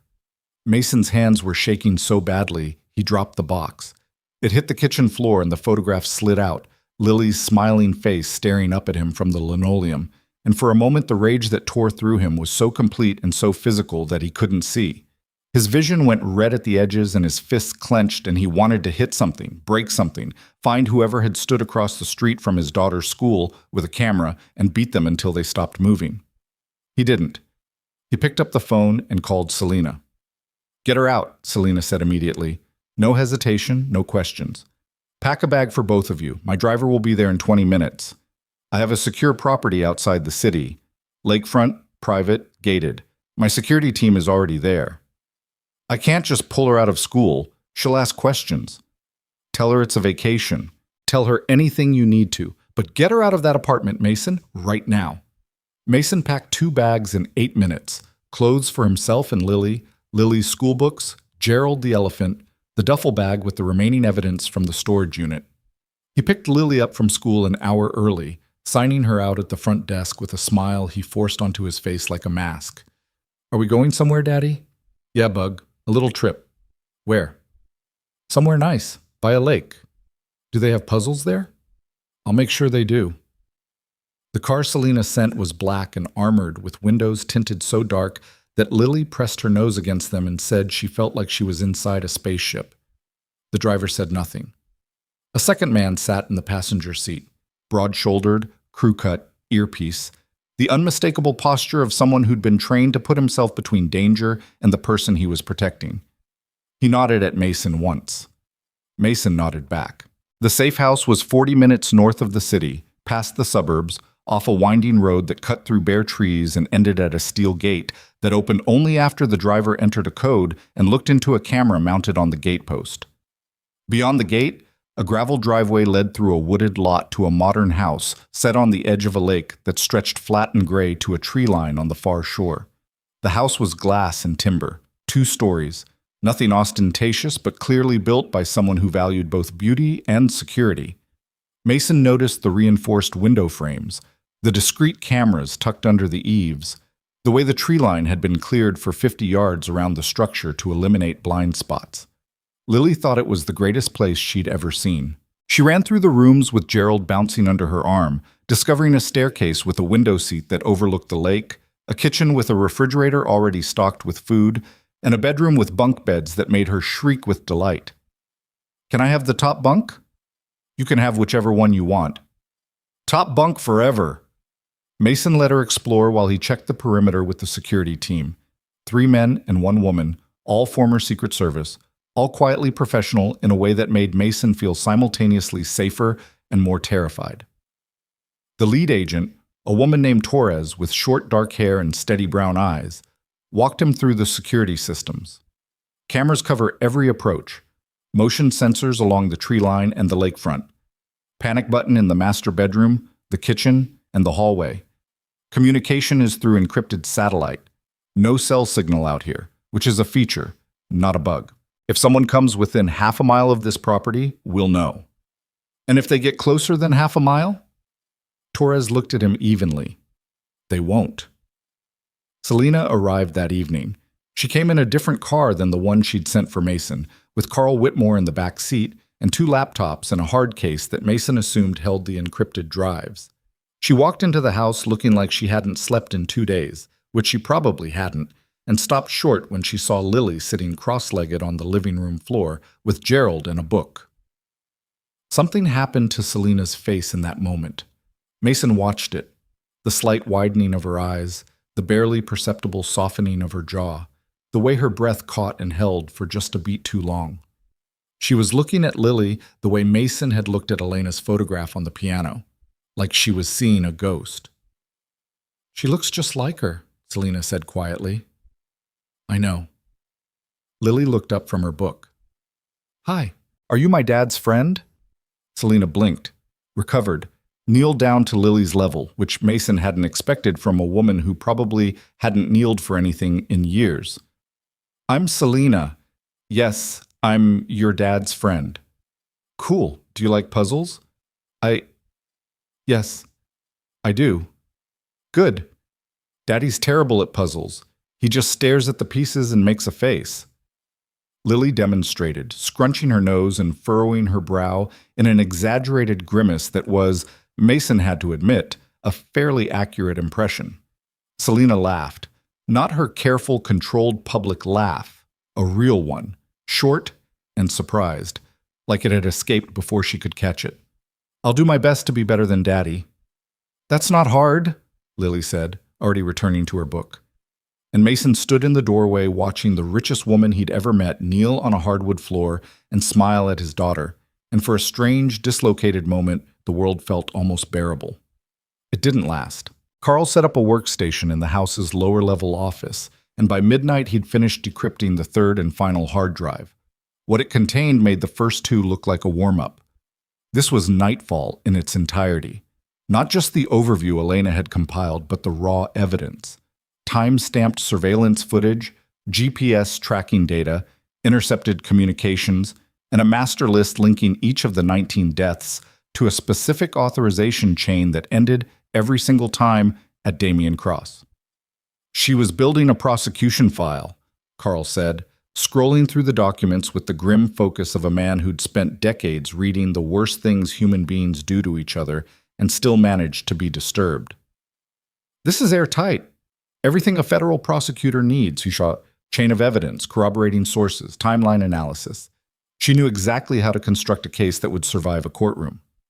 "She was the best," Selena said. She was standing behind Carl, arms crossed, watching the screen. Her voice was matter-of-fact, but her eyes weren't. "I knew she was good when I hired her. I didn't know she was this good." Mason stood by the window, looking out at the dark lake. The water was invisible at this hour, just a flat black absence where the land ended, but he could hear it lapping against the shore in the silence between words. "The third drive," he said. "Is that everything, or is there more?" "This is everything," Carl said, "but there's a problem." "Of course there is." The Nightfall files reference a final piece of evidence, a physical server containing the original unencrypted data. Elena called it the keystone. She describes it in her notes as the one piece that makes the entire case incontestable, because it contains Cross's personal encryption keys and biometric access logs. Without the keystone, a good defense attorney could argue the files were fabricated. With it, the case is bulletproof. "Where is it?" Selena asked. "That's the problem. According to Elena's notes, the Keystone server is located in an underground data facility beneath a building Cross owns on the south side of Chicago, an old telecommunications center that was decommissioned in the early 2000s and converted into a private server farm. Access is restricted. Security is—" Carl paused, adjusting his glasses. "Significant." "So we tell the prosecutors," Mason said. "We give them everything we have, tell them where the server is, and let the FBI raid the place." "We could do that, but Elena's notes also indicate that Cross has a failsafe built into the facility, a dead man's switch. If the system detects an unauthorized access attempt, or if Cross activates it remotely, the servers wipe themselves and the facility's thermite charges destroy everything. The whole thing is designed to be unrecoverable." Silence. The lake lapped. A branch scraped against the window. "So Cross can destroy the evidence whenever he wants," Mason said. "Yes. And given what's happening in the news right now, his network collapsing, his associates being arrested, it's only a matter of time before he decides the risk of keeping that server outweighs the value. He might already be making that calculation." Selena uncrossed her arms. She walked to the other side of the room, stood there for a moment with her back to both men, and then turned around with an expression that Mason had come to recognize over the past 2 weeks. The look of someone who'd made a decision that scared her and was going to do it anyway. "Then we go get it before he destroys it." Selena, Carl started. Don't. I know what you're going to say, and I've already said it to myself. It's dangerous. It's probably illegal. It could compromise the prosecution and get us all killed. I've weighed all of that against the alternative, which is watching the man who murdered my closest friend walk away because we were too careful. Her voice cracked on the word friend. She caught it, straightened, continued. I'm not letting that happen. Elena died to build this case. The least I can do is finish it. Mason turned from the window. I'm going with you. No, you have Lily. And Lily has Torres and 3 other agents and a house with cameras and motion sensors and panic buttons. She's safer here than she's been in weeks. I'm going. Mason, you're a tow truck driver. No offense, but this isn't my wife died for this or didn't die for this. Either way, I'm going. You can argue about it or you can tell me the plan.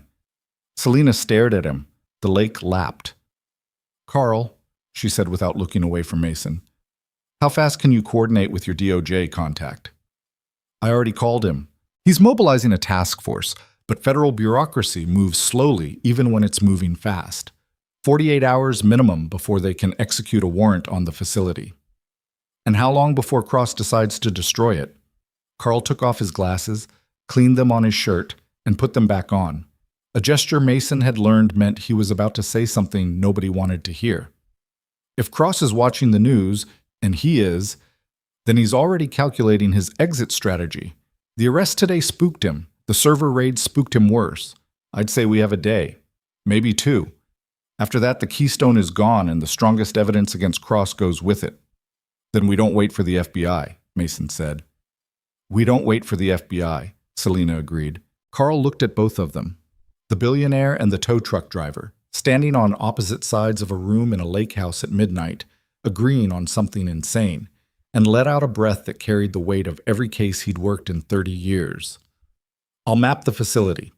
Elena's notes include floor plans and access codes that were current 3 years ago. If Cross hasn't changed them, and there's a decent chance he hasn't, because the facility was designed to be autonomous, we might be able to get in through the maintenance entrance on the sublevel. Might? Mason said. It's the best we've got. Mason nodded. He thought about Lily upstairs in the bunk bed, Gerald tucked under her chin, dreaming about puzzles and lakes and a vacation that wasn't a vacation. He thought about Elena's face on the video camera, her hand pressed against the lens. Don't let them win. When do we go? He asked. Tomorrow night, Selena said. Carl maps the route. I arrange backup. Not federal, not yet, but people I trust. We go in, we get the server, we get out. And then we hand everything to the DOJ and let the law do what it's supposed to do. And if something goes wrong? Selena looked at him. In the low light of the lake house, with shadows under her eyes and her composure frayed at every edge, she looked nothing like the woman on the magazine covers. She looked scared. She looked determined. She looked human. Then something goes wrong, she said, and we deal with it. Mason went upstairs. He checked on Lily. Still asleep, still safe, still holding Gerald with the absolute trust of a child who believes the adults in her life have everything under control. He sat on the edge of the bottom bunk and watched her breathe, counting the rise and fall of her small chest like a man counting the seconds before a storm. Tomorrow night, they would walk into a building owned by a man who had killed at least 19 people to steal evidence that could bring down one of the most powerful criminals in the country. They would do it without badges, without warrants, without any guarantee of survival. They would do it because a woman named Elena Cole, or Vivian Hart, or Elena Morova, or whoever she really was, had given her life to build a case that deserved to be finished. Mason leaned down and pressed his lips to Lily's forehead. She stirred, murmured something about Gerald, and settled back into sleep. He stayed there for a long time, listening to his daughter breathe, while somewhere in Chicago, a man with silver hair and pale blue eyes watched his empire crumble on a television screen and decided what he was willing to destroy to save himself. They left the lake house at 9:15 the following night, after Mason had tucked Lily into the top bunk and read her 2 chapters of a book about a girl who could talk to animals and told her he'd be back before morning. Lily had looked at him with those dark eyes, Elena's eyes, always Elena's eyes, and said, "Promise?"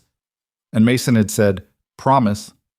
and kissed her forehead and walked out of the room feeling like a liar, because promises meant something, and he wasn't sure he could keep this one. Torres stayed behind with 2 agents and instructions that made Mason's stomach clench even as he agreed to them. If anything happened to Mason and Selena, Torres was to take Lily to a safe location known only to Carl Whitmore's DOJ contact and begin federal witness protection procedures. Mason had signed the paperwork at the kitchen table while Lily was in the bath. His hand steady, but his jaw so tight his teeth ached. "She'll be fine," Torres had told him. Not warmly, not coldly, just a statement of professional certainty from someone who'd protected presidents and diplomats and knew how to keep people alive. "Focus on your part. I'll handle mine." Now Mason sat in the passenger seat of an unmarked SUV, black, the irony of which did not escape him, while Selena drove with a focus that bordered on mechanical. Carl was in the back seat with a laptop on his knees and a Bluetooth earpiece linking him to his DOJ contact, who had been persuaded, through what combination of evidence, favors, and threats Mason didn't know, to position a federal tactical team 3 blocks from the target building with orders to move on Carl's signal. "The FBI won't go in blind," Carl had explained during the briefing 2 hours earlier, spreading Elena's hand-drawn floor plans across the lake house dining table. "They need confirmation that the server is still active before they commit a warrant team. If we go in, verify the keystone exists, and signal, they move within minutes. But we have to be the ones to confirm it." "So we're bait," Mason had said. "You're advanced reconnaissance." "That's a fancy way of saying bait." Carl hadn't argued. The drive back into Chicago took 40 minutes. The city looked different at night when you were driving towards something dangerous, sharper, meaner, all hard edges and cold light. Selena navigated the streets with a precision that told Mason she'd memorized the route. And she didn't speak until they were south of Roosevelt, moving through industrial blocks where the streetlights thinned and the buildings grew lower and older and more anonymous. "The building is a former telecommunications switching center," she said, breaking the silence without preamble. "Built in the 1960s, decommissioned in 2003. Cross acquired it through a holding company 7 years ago and converted the underground levels into a private server farm. On paper, it's listed as a data archival facility for one of his charitable foundations. In reality, it's where he keeps everything he doesn't want found." "How deep underground?" Mason asked. 3 levels. The server room is on sublevel 2. The maintenance entrance Elena identified is at the northeast corner of the building, accessible through a loading dock that's been sealed with a standard industrial lock. Elena's notes say there's a freight elevator from the loading dock to sublevel 1, and from there, a stairwell to sublevel 2. Security? According to Elena's files, minimal on-site presence. Cross relied on the facility's anonymity rather than guards. 2-person team, rotating shifts, monitoring a central control room on sublevel 1. The real security is electronic. Biometric locks, motion-activated cameras, and the dead man's switch Carl mentioned. The thermite charges. Yes. If Cross triggers the switch remotely, the charges detonate, and everything on sublevels 2 and 3 is destroyed. We have to get in, confirm the keystone, and signal Carl before Cross knows we're there. And if he already knows we're there? Selena glanced at him. In the dashboard light, her face was all planes and shadows, the softness from the moment with Lily completely gone. This was the version of her the business world knew. The one that made grown men with corner offices lose sleep. Then we move faster than he does. The building looked like nothing. That was its greatest protection. A squat, gray-brown structure on a block of squat, gray-brown structures surrounded by chain-link fence and weedy lots, and the general atmosphere of a neighborhood that had been forgotten by the people whose job it was to remember. No signs, no markings, no indication that anything inside was worth guarding, let alone destroying. Selena parked 2 blocks away in the lot of a shuttered auto body shop. Carl stayed in the SUV, laptop open, earpiece live. "The FBI team is in position on Archer Avenue," he told them. "I'll signal when you confirm the server. You have 30 minutes before I pull the trigger anyway and send them in regardless. If I don't hear from you in 30 minutes, I'm assuming the worst." "Comforting," Mason said. "It's supposed to be motivating." Mason and Selena approached the building on foot, keeping to the shadows along the fence line. The loading dock was exactly where Elena's floor plan said it would be. A sunken concrete ramp descending to a pair of steel roll-up doors, the kind you'd find on any warehouse in the city. The industrial lock was heavy-duty but not extraordinary, and Selena produced a key from her jacket pocket that Mason hadn't seen before. "Where did you get that?" "Elena gave it to me 4 years ago. She said it was for emergencies." Selena inserted the key. It didn't turn. She tried again, applying pressure, adjusting the angle. Nothing. "She also gave it to me before Cross changed the locks, apparently." "Let me see." Mason took the key and examined the lock. It was a standard padlock, high security but not pick-proof. The kind of lock he dealt with every week on abandoned vehicles and repossession jobs. He pulled a slim leather case from his back pocket, unrolled it, and selected a tension wrench and a half-diamond pick. Selena stared. "You carry lockpicks?" "I'm a tow truck driver. Half the cars I tow are locked with the keys inside. You want to call a locksmith at 2 in the morning, or you want to get the job done?" He inserted the tension wrench, applied light rotational pressure, and began working the pins with the pick. It took 45 seconds. The lock popped open with a satisfying click, and Mason looked at Selena with an expression that was probably too smug for the circumstances but felt earned. "Useful skill," she said. "First time anyone in your tax bracket has said that to me." Inside the loading dock, the air was stale and cold, underground cold, the kind that seeps into your bones regardless of the season. A single emergency light cast a dim red glow over a concrete space that had been stripped of everything except dust and the faint smell of old motor oil.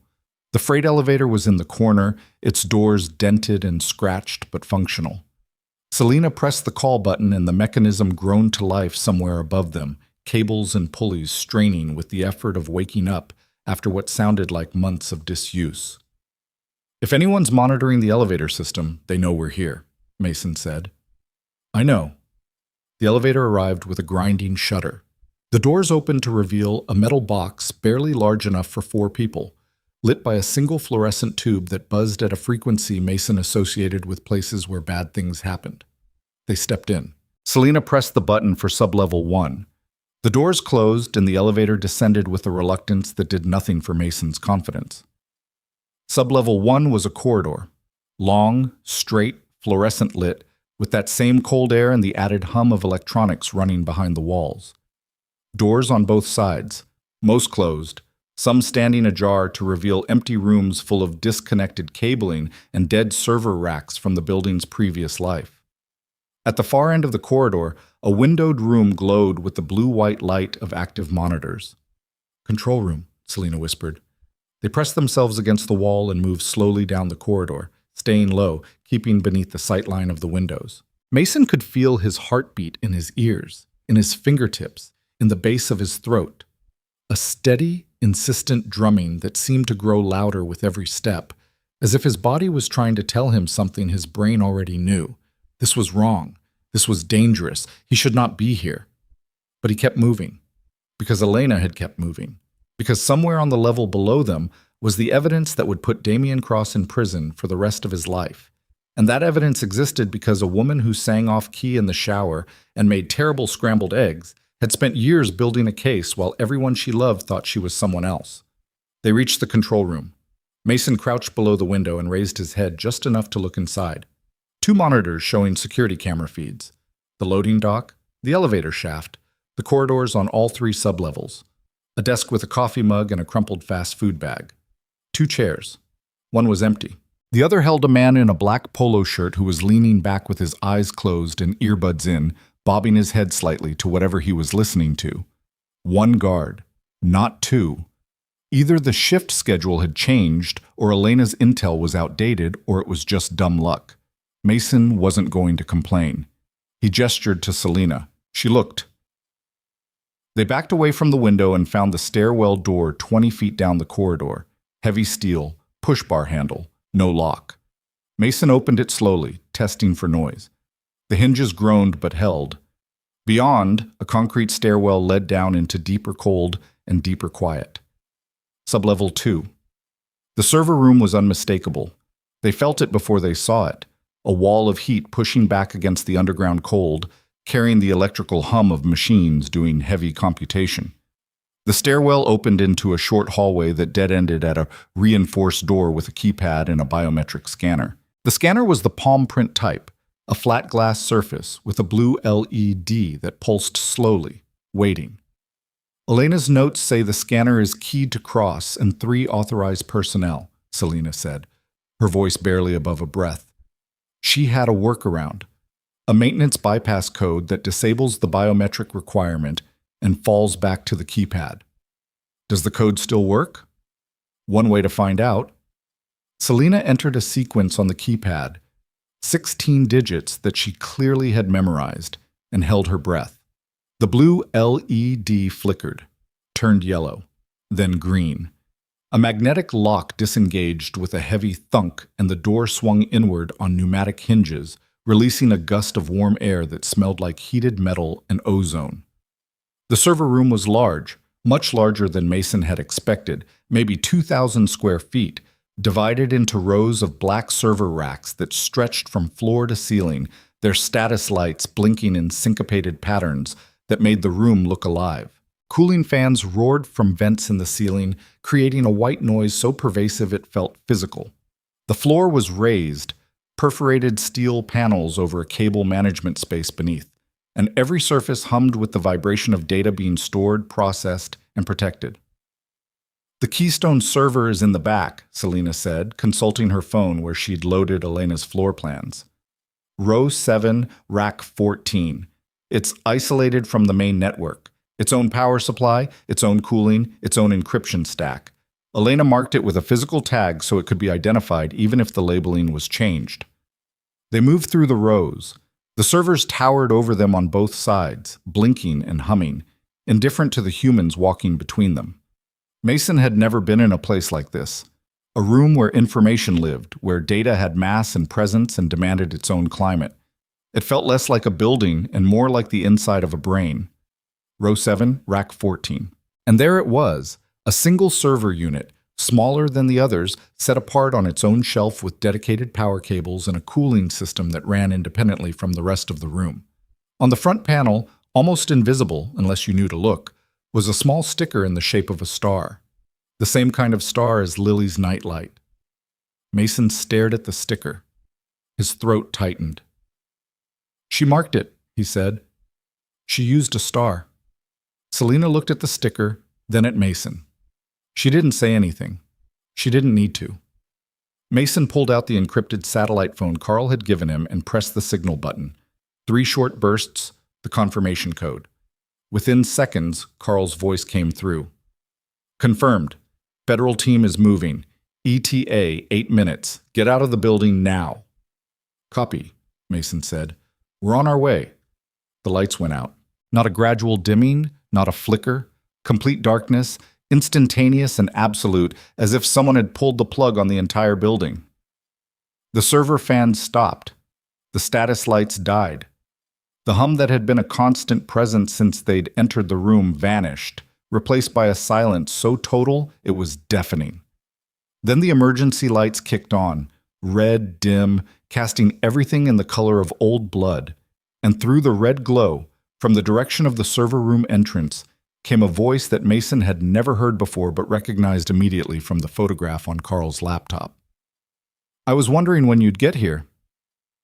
Damian Cross walked into the server room like a man entering his own living room, unhurried, composed, completely at ease in the red-lit darkness. He was taller than his photograph suggested, well-built for a man in his 60s, wearing a dark overcoat over a sweater that probably cost more than Mason's truck. His silver hair was impeccable. His pale blue eyes moved from Mason to Selena with the calm assessment of someone evaluating assets. Behind him, 2 men. Not the polo shirt guard from upstairs. These were different, bigger, harder, wearing tactical gear and carrying weapons that Mason could identify only as the kind of thing you saw in movies and hoped you never saw in real life. They fanned out to either side of Cross, covering the room with the professional economy of people who did this for a living.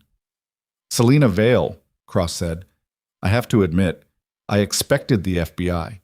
I did not expect you to come personally. That took either tremendous courage or tremendous stupidity. In my experience, the distinction rarely matters. Selena's face had gone rigid. The Ice Queen mask was back in full force, and Mason could see it for what it really was now. Not coldness, but armor, the protective shell of a woman who'd learned early that showing fear was the same as showing weakness. Damien, I'd say it's good to see you, but I'm not in the habit of lying to murderers. Murderer is a strong word. It's an accurate one. 19 people, Damien. At minimum. We have the files. You have copies of files that were stolen from my private systems by a woman who infiltrated my organization under false pretenses. A woman, I might add, who you hired to do exactly that. In a courtroom, that's called entrapment at best and corporate espionage at worst. My lawyers will have a field day. Your lawyers are going to be very busy considering half your associates were arrested yesterday. Cross smiled. It was a patient smile, the kind a teacher gives a student who's made a reasonable but incorrect argument. Associates can be replaced.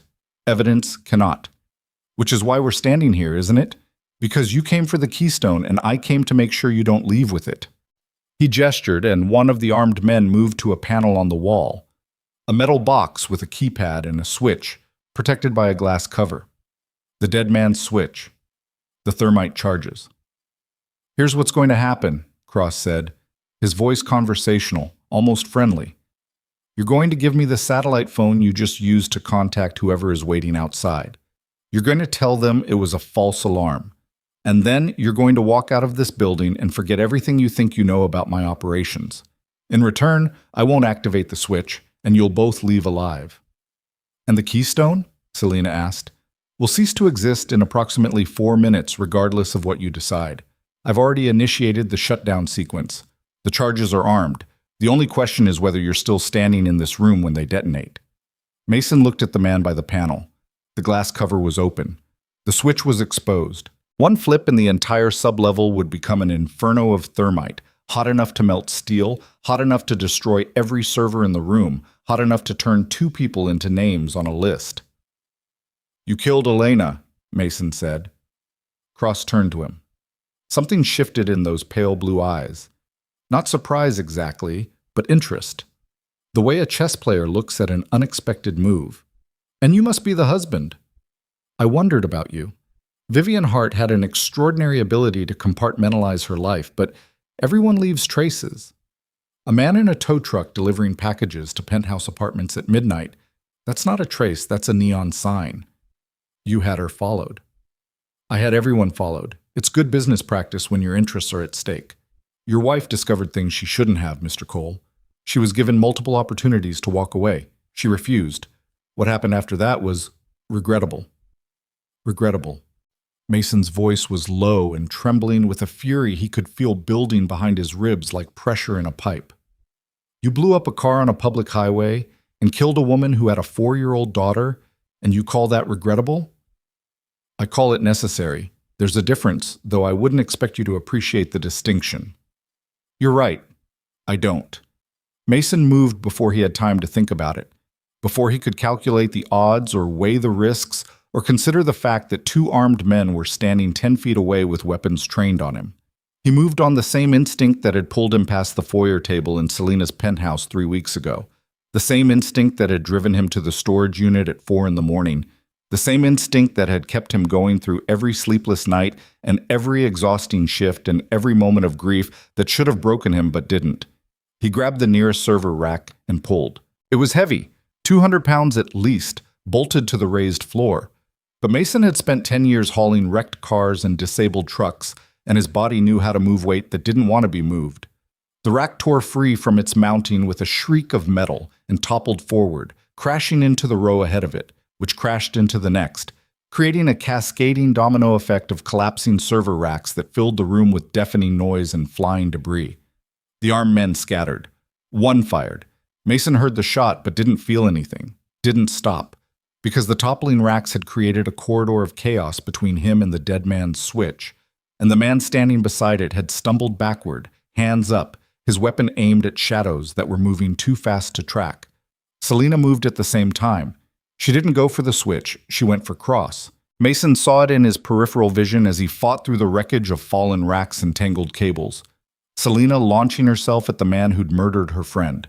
Not with a weapon, but with her bare hands and 3 years of compressed grief and fury. She caught him off balance, drove her shoulder into his chest, and they both went down hard on the perforated steel floor. Cross hit the ground cursing, his composure finally cracking, and Selena pinned his arm with her knee and drove her fist into his jaw with a technique that was graceless and brutal and entirely effective. Cross's head snapped sideways. Blood appeared on his lip. "That's for Vivian," Selena said, breathing hard. "And this," she hit him again, "is for every person you killed." The armed man nearest the switch recovered his footing and reached for the lever. Mason was 15 feet away, too far to reach him in time, and for one terrible fraction of a second he saw the whole thing collapse. The switch flipping, the thermite detonating, the evidence destroyed and everyone in the room with it. Then the stairwell door exploded inward. Not open, not pushed. Exploded, the steel frame buckling under the force of a breaching charge that sent fragments of concrete and dust billowing into the server room like a storm. Through the breach came bodies and tactical gear. Helmets, shields, rifles, the words FBI in block white letters across their vests, pouring into the room with the coordinated efficiency of people who'd practiced this exact scenario 1,000 times. "Federal agents, get on the ground. Hands where we can see them. Down, now." The armed man by the switch dropped his weapon and fell to his knees. The second man, somewhere in the wreckage of collapsed server racks, did the same. Mason heard shouting, boots on steel, the ratcheting sound of handcuffs. And then hands were on him too, pulling him out of the debris, checking him for injuries, pushing him against a wall with firm but professional urgency. "I'm not one of them," Mason said. "I'm with, we know who you are, Mr. Cole. Stay here. Don't move." He stayed. He watched. Federal agents swarmed the server room, securing the space with a speed that made it clear Carl's briefing had been thorough. One team surrounded the dead man's switch, disabling it with equipment Mason couldn't identify. Another team moved to the Keystone server and began the process of disconnecting it from its independent power supply, handling it with the reverence of archaeologists extracting something priceless from the earth. And in the center of the room, in the red emergency light that turned everything the color of anger, Damian Cross lay on the floor with Selena Vale's knee on his chest, and 4 FBI agents training weapons at his head, his silver hair disheveled, his lip bleeding, his pale blue eyes finally showing something they'd probably never shown before. Fear. Selena stood up. An agent helped her to her feet, and she accepted the hand but didn't lean on it. Her knuckles were swelling already. She'd hit Cross hard enough to break skin on her own hand, and she looked at the damage with an expression that suggested she considered it a worthwhile trade. "Selena," Mason's voice came out ragged. He was leaning against the wall where the agents had put him, his legs unsteady, his ears ringing from the breaching charge. "You okay?" She turned to him, blood on her knuckles, dust in her hair, a rip in the sleeve of her jacket where she'd caught it on a falling server rack. She looked like someone who'd crawled through a war zone. She looked nothing like a billionaire. "No," she said honestly. But I will be." They brought Cross out of the building in handcuffs, flanked by agents, his overcoat torn and his composure gone. A helicopter was already circling overhead, news crew probably, though how they'd gotten there so fast was a question for later. Flashing lights from a dozen federal vehicles painted the block in alternating blue and red, and somewhere in the organized chaos a paramedic was trying to examine Mason's hands, which were cut and bleeding from the server racks, while he kept telling her he was fine because he needed to make a phone call. Carl met them at the perimeter. He looked like a man who'd aged 5 years and 30 minutes, but he was smiling. A small, exhausted, genuine smile that cracked through his professional reserve. "The Keystone is secure," he said. "My DOJ contact confirmed. The data is intact. Every file, every log, every encryption key. Combined with the drives from Elena's dead drop, this is the most comprehensive criminal evidence package assembled against a single individual in federal history." Selena leaned against the unmarked SUV. The adrenaline was leaving her body, and what remained was exhaustion so complete it was almost visible, settling over her like gravity. Then it's over. The hard part is over. The prosecution will take time, months probably, but Cross isn't getting out of this. The evidence is overwhelming. And his people? The security contractors? The network? The arrests from the initial leak are ongoing, 47 individuals and counting. With the Keystone data, that number will climb significantly. Carl paused. Elena built something extraordinary, Selena. The case she constructed, it's going to change everything. Legislation, oversight, enforcement, the kind of systemic impact that most investigators only dream about. Selena closed her eyes. When she opened them, they were wet. She was supposed to be here for this. She was supposed to see it. Nobody had an answer for that. The helicopter circled. The lights flashed. And Mason stood on a sidewalk on the south side of Chicago with blood on his hands and his wife's legacy being loaded into an armored federal transport behind him. And he pulled out the satellite phone and called the only number that mattered. Torres answered on the first ring. Status? Safe. Is she okay? She's asleep. She hasn't stirred. Mason exhaled. It was the longest breath he'd ever taken, and it emptied him of something he'd been carrying since the moment he saw Elena's photograph on a billionaire's piano. A tension, a fear, a weight that had pressed against every bone in his body for weeks. It didn't disappear completely. He didn't think it would ever disappear completely, but it eased just enough, just barely, like the first crack of light under a door that's been closed for years. Tell her daddy's coming home, he said. He hung up. Selena was watching him. Her eyes were still wet, but she wasn't crying. She was holding it, keeping it contained the way she kept everything contained, because even here, even now, she was still Selena Vale, and Selena Vale did not fall apart in public. But she was close. Mason could see it, and without thinking about it, without analyzing it, without considering whether it was appropriate or expected or any of the other calculations that normally governed interactions between tow truck drivers and billionaires, he walked over to where she was leaning against the SUV and stood beside her. Not touching, not talking, just there. Selena looked at him. For a long moment, neither of them spoke. Then she said very quietly, "She was my best friend, Mason. Not just an employee, not just an investigator. She was the closest thing I've had to family since I was 19 years old. When she disappeared, Her voice caught. She pressed her fist against her mouth, the damaged one, the one with the split knuckles, and held it there until the wave passed. I didn't know about you. I didn't know about Lily. She never told me.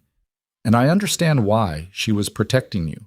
But the idea that she had this whole life I knew nothing about, this beautiful, ordinary life with a man who loved her, and a daughter who looks just like her, and she gave it up to do what she thought was right. She didn't give it up, Mason said. She was trying to protect it. Is there a difference? Mason thought about it, about Elena singing in the shower, burning pancakes, pressing her hand against a camera lens, about a woman who'd held two worlds inside herself and loved them both and lost them both trying to save what mattered. Yeah, he said. There is. They stood there together in the flashing lights, while the FBI loaded Damian Cross into a transport vehicle and the helicopter banked against the night sky, and the city went on doing what cities do, humming, living, carrying a million stories inside its grid of streets and lights, most of them small, some of them enormous, all of them happening at the same time, in the same place, under the same indifferent stars. The trial lasted 14 weeks. Mason attended every day. He sat in the third row of the federal courthouse in downtown Chicago, wearing a sport coat he'd bought at a thrift store on Milwaukee Avenue because he didn't own one and couldn't afford a new one, and he watched the machinery of justice grind forward with the slow, deliberate patience of something that had been waiting a long time to do its job. The courtroom was packed every morning. Journalists, lawyers, spectators, the families of victims whose names had appeared in the nightfall files. And Mason sat among them and listened to testimony that made his stomach turn and his fists clench, and his understanding of the world reshape itself in ways he wasn't sure would ever fully settle. Selena testified on the fourth week. She sat in the witness box for 3 days, answering questions from prosecutors and defense attorneys with the same controlled precision she brought to everything, her voice steady, her answers exact, her composure cracking only once, when the prosecutor asked her to describe her relationship with the woman she'd known as Vivian Hart. She was my friend, Selena said, and her voice broke on the word in a way that silenced the courtroom. She was the person I trusted most in my professional life. And she was murdered for doing the right thing. The defense attorney objected. The judge sustained it. But the words were already in the room, and no legal ruling could pull them back. Carl Whitmore testified for a week and a half. He walked the jury through Elena's evidence with the methodical precision of a man who'd spent 3 decades building federal cases, and even the defense's team of high-priced lawyers couldn't find a crack in the foundation she'd built. The Keystone server data was authenticated by 3 independent forensic labs. The financial records matched bank statements subpoenaed from institutions in 7 countries. The Nightfall files correlated with police reports, missing persons cases, and coroner's records across 4 continents. Elena had built the case to be unbreakable, and it was. Damian Cross sat at the defense table every day in a suit that cost more than Mason's truck, his silver hair perfect, his expression one of studied calm that gradually, day by day, witness by witness, eroded into something harder and more desperate. His lawyers fought every piece of evidence, challenged every witness, filed motions and objections and appeals that the judge overruled with increasing impatience. Cross himself never took the stand. His attorneys advised against it, and for once in his life he listened to someone else. It didn't matter. On a Tuesday afternoon in late March, after 6 hours of deliberation, the jury returned a verdict: guilty on all counts.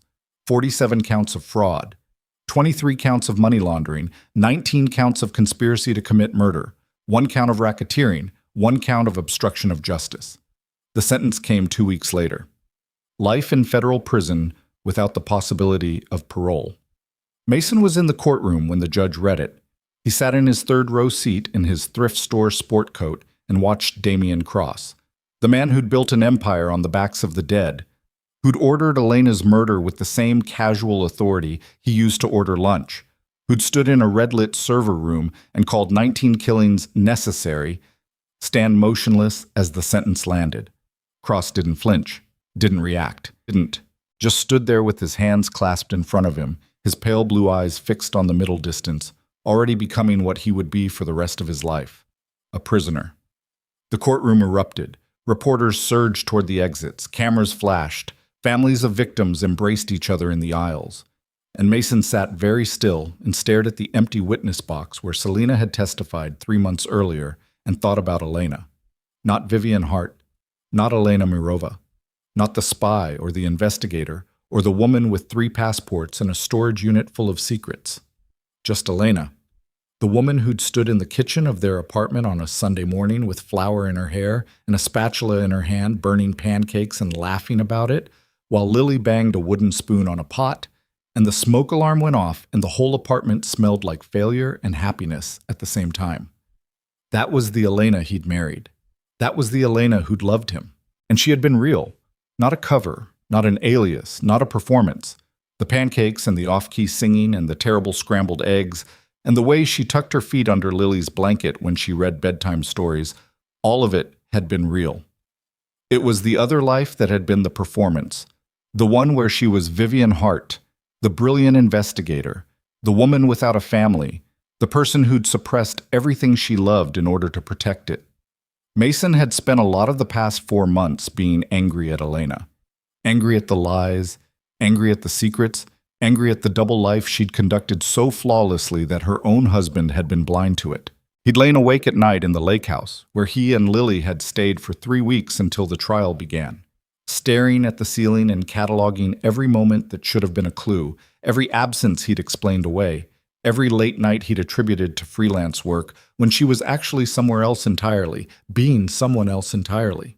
The anger was real, and he didn't apologize for it. She'd lied to him. She'd lied to him every single day of their marriage, and the fact that she'd done it for good reasons didn't erase the fact that she'd done it. You don't get to love someone and lie to them simultaneously and call it protection. You don't get to build a family on a foundation of secrets and act surprised when the whole structure is fragile. But the anger had a shelf life. It burned hot for weeks, and then slowly, unevenly, it began to cool. Not into forgiveness, exactly, but into something more complicated. Understanding, maybe, or acceptance. The recognition that people are not one thing, that love and deception can coexist in the same heart, that the woman who burned pancakes and the woman who dismantled criminal empires were the same person, And that person had been imperfect and brave and wrong and magnificent in roughly equal measure. He'd never fully forgive her. That was the truth. And he'd stopped pretending otherwise. But he'd loved her. He still loved her. And the anger and the love existed side by side inside him like two tenants who'd learned to share a small apartment. Not comfortably, not happily, but with a grudging cohabitation that had become, over time, something he could live with. The story reached the public in pieces, the way all big stories do. First the headlines, then the details, then the human angles that turned data and legal proceedings into something people could feel. Elena's real story was the one that resonated the most. The journalists called her a hero, a whistleblower, a martyr. They ran her photograph, the real one from Mason's collection, not the Vivian Hart corporate headshot, and wrote profiles that traced her journey from intelligence recruit to suburban mother to the woman who'd single-handedly assembled the evidence that brought down one of the largest criminal conspiracies in modern history. Mason hated the profiles, not because they were wrong. Most of them were reasonably accurate, given how little the journalists actually knew, but because they flattened her. They turned a complicated, contradictory, deeply human woman into a symbol, a story, a narrative arc with a beginning, middle, and end. They didn't mention the pancakes. They didn't mention the off-key singing. They didn't mention the way she bit her nails when she was stressed, or the way she was afraid of wasps but not bees, or the way she slept with one foot hanging off the bed, always the left foot, as if some part of her was always ready to run. Those details didn't make it into the newspapers because those details didn't serve the narrative. But they were the details that mattered. They were the details that made her Elena instead of a headline, a wife instead of a symbol, a mother instead of a martyr. Mason told Lily the truth on a Saturday afternoon in April, 6 weeks after the verdict. He'd been putting it off, finding reasons, making excuses, telling himself she was too young, she wouldn't understand, the timing wasn't right. But the truth was that he was scared of watching his daughter's face change, scared of seeing the moment when the world became more complicated for her than it had been the moment before. They were sitting on the back steps of their apartment building. It was one of those early spring days in Chicago where the sun is warm, but the wind hasn't gotten the memo yet, so you're simultaneously sweating and shivering and neither one quite wins. Lily was drawing in a sketchbook. Gerald the elephant was propped on the step beside her, supervisor of all artistic endeavors, and Mason was drinking coffee and watching her draw and trying to figure out how to begin. "Bug, I need to talk to you about something." Lily didn't look up from her drawing. "Is it about the lady?" "What lady?" "The one from the lake house, Selena. She's your friend, right?" "She is, but that's not what I need to talk about." Mason set down his coffee, took a breath. "It's about Mama." Now Lily looked up. Her dark eyes, Elena's eyes, always, forever, were cautious, but not afraid. Kids were like that, Mason had noticed. They sensed the shape of a conversation before the words arrived, and they either braced or relaxed based on something instinctive that adults had mostly lost. "What about Mama?" "You know how I told you that Mama died in a car accident?" "Yeah, that's true. She did die in a car accident. But there's more to the story that I didn't tell you because I didn't know it myself until recently. And now I do, and I think you deserve to know it too." He told her. Not everything. Not the encrypted hard drives or the Nightfall files or the night in the server room. She was 7. There were limits to what a 7-year-old could hold. But he told her that her mother had been very brave, that she'd done important work to stop bad people from hurting others, and that the reason she'd sometimes been away or distracted wasn't because she didn't love them, but because she was trying to protect them. Lily listened with the absolute concentration she normally reserved for puzzles and chapter books. When Mason finished, she was quiet for a long time. Then she said, "So Mama was like a superhero?" Mason's throat tightened. "Kind of, yeah. A real one. But superheroes don't die. In real life they do, Bug. That's what makes them brave, because they do the hard thing even though they know what it might cost." Lily thought about this. She picked up Gerald and held him against her chest, which she always did when she was processing something too big for words. Then she said, "Is that why you've been sad?" The question hit Mason harder than anything Cross or his lawyers or the past 4 months of trial testimony had managed, because it was so simple and so true, and it came from a 7-year-old who'd been watching her father more carefully than he'd realized. "Yeah," he said, "that's part of why I've been sad." "Are you still sad?"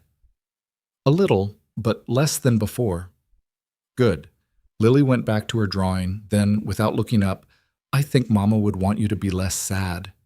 Mason sat there on the steps and watched his daughter draw and felt something shift inside him. Not a dramatic change, not a transformation, just a settling, like furniture finding its final position in a room that had been rearranged. The grief was still there. It would always be there. But it had a shape now, a boundary, a container that could hold it without letting it spill into everything else. He picked up his coffee. It was cold. He drank it anyway. Selena announced the foundation in May. She held a press conference at her corporate headquarters, the same glass and steel tower where Mason had delivered an envelope 4.5 months earlier, and stood behind a podium in front of 200 reporters and announced the creation of the Vivian Hart Foundation, a nonprofit organization dedicated to protecting whistleblowers, supporting victims of corporate corruption, and funding legal resources for families targeted by powerful institutions. The woman who made this possible gave everything she had to expose the truth, Selena told the cameras. She lost her name. She lost her family. She lost her life. This foundation exists so that the next person who finds the courage to speak up doesn't have to lose as much. The foundation was funded with an initial donation of $200 million from Selena's personal fortune. Its headquarters would be a renovated building in downtown Chicago, and its first program would provide emergency relocation and legal protection for whistleblowers and their families, the exact kind of infrastructure that might have saved Elena's life if it had existed 3 years earlier. Mason watched the press conference on television. He hadn't been invited, Selena had offered, but he'd declined, saying he'd rather watch from home where he could wear sweatpants and yell at the TV if he disagreed with anything, which had made Selena laugh in that surprised, unguarded way she only laughed when she wasn't trying to. She called him that evening. "Did you watch?" "I watched. You did good." The board wants to hire a director of family services, someone who understands what it's like to be an ordinary person caught in extraordinary circumstances, someone who knows how to talk to people who are scared and overwhelmed and don't trust institutions. "Are you offering me a job?" "I'm telling you about a position that exists. What you do with that information is your business." Mason leaned against the kitchen counter. Through the doorway, he could see Lily on the couch, reading a book about marine biology that was definitely above her reading level, Gerald, as always, by her side. The apartment looked the same as it always had. Small, cramped, the leak in the bathroom still dripping despite his 4th attempt to fix it. But something about it felt different now. Lighter, maybe. Like a room where someone had finally opened a window. "I don't know anything about foundations," he said. "You know how to talk to people. You know how to listen. You know what it feels like to have your world turned upside down and have to figure out how to keep going. That's not something you learn in business school." "I'm a tow truck driver, Selena." "You were a tow truck driver. You're also the man who broke into a billionaire's underground server room with a set of lockpicks and a bad attitude and helped take down the largest criminal conspiracy in federal history. I think your resume has expanded somewhat." Mason was quiet for a moment. He thought about the past 4 months, the terror and the grief and the sleepless nights and the strange, unexpected moments of connection with a woman he never would have met if the worst thing in his life hadn't happened. He thought about Elena's video, her hand against the lens, her voice saying, "Don't let them win." She hadn't just meant Cross. She'd meant all of it. The fear, the silence, the way ordinary people fold themselves into small, safe shapes because the alternative is too dangerous. She'd meant keep going, keep fighting, keep being the kind of person who doesn't look away when looking away would be easier. "When do I start?" he said. He started on a Monday in June, 3 weeks later. The foundation offices were still being renovated. Exposed brick and fresh paint and the smell of sawdust that would take months to fade. And Mason's office was a repurposed storage closet with a desk, a chair, and a window that looked out onto a fire escape. It was, objectively, a significant downgrade from the cab of his tow truck, which at least had a heater and a radio. But there was a nameplate on the door. Mason Cole, Director of Family Services. And every time he walked past it, he felt something he couldn't quite name. Not pride, exactly. Something quieter than pride. Something closer to purpose. His first case was a family in Detroit, a factory worker who'd discovered his employer was dumping toxic chemicals in a residential water supply and had been fired, evicted, and threatened after reporting it to the EPA.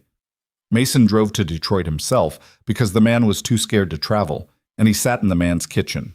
A kitchen not unlike his own, small and worn and smelling of coffee, and listened to him talk for 3 hours about what it was like to do the right thing and lose everything for it.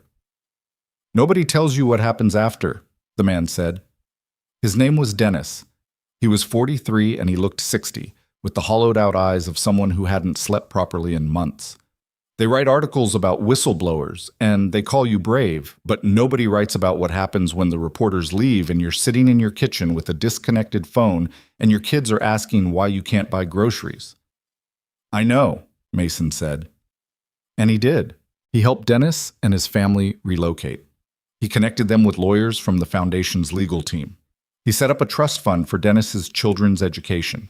And when it was done, when Dennis shook his hand at the door of a new apartment in a new city with tears in his eyes and said, "Thank you.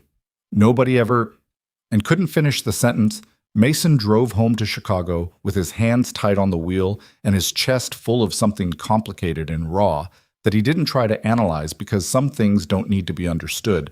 They just need to be felt. He helped 11 families in the first 3 months, then 17 more. Then the referrals started coming faster than he could handle alone. And he hired 2 more people, and then 4 more. And by autumn, the Foundation's Family Services Division was a full operation with a staff of 9 and a waiting list that made Mason's heart hurt every time he looked at it. He worked long hours. He brought files home and spread them across the kitchen table after Lily went to bed. He drank too much coffee and didn't sleep enough and sometimes caught himself standing at the window at 2 in the morning, staring at the street below, thinking about all the people out there who were carrying secrets too heavy for one person and wondering how many of them would find the courage to put them down. He wasn't saving the world. He knew that. He was helping one family at a time, which was slower and messier and less dramatic than the stories people wanted to hear, but it was real. Every relocation, every legal case, every phone call from someone who said, "I didn't know who else to call." It was real, and it mattered, and it was the closest thing to meaning that Mason had found since the night he'd walked into a penthouse and seen his wife's face in a silver frame. Selena came to the office every week. She wasn't a hands-off donor. She was involved, present, annoyingly detail-oriented in a way that drove Mason's staff crazy and made everything better. She challenged every budget line, questioned every strategy, pushed back on every decision she thought was wrong, and praised every result she thought was right. She was difficult and demanding, and she didn't suffer fools, and she once made a junior analyst cry by asking a question the analyst should have been able to answer, but couldn't.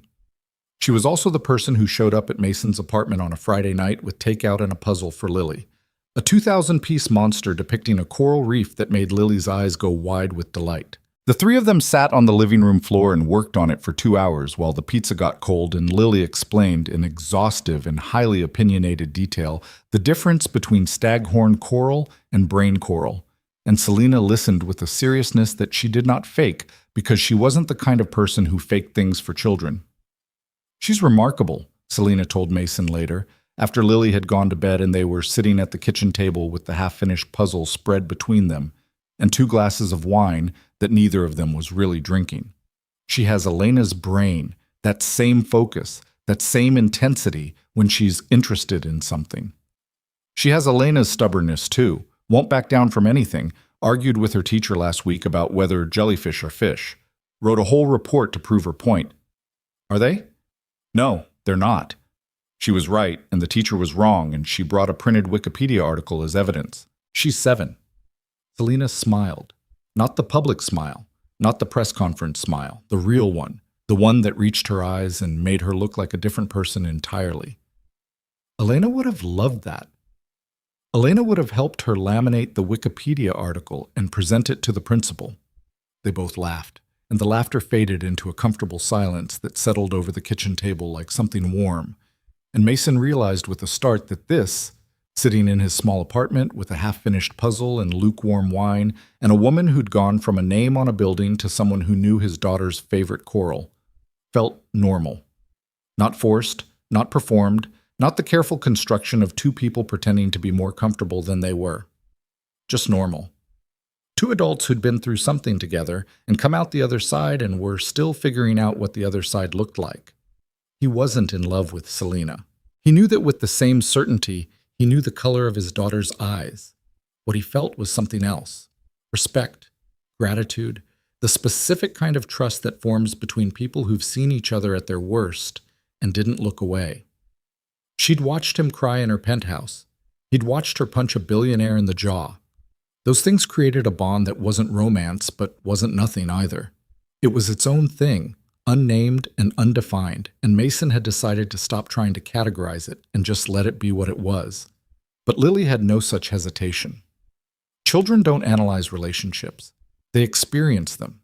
And what Lily experienced was a woman who showed up with puzzles and listened to her talk about marine biology and sat on the floor of their apartment with her legs crossed and her shoes off.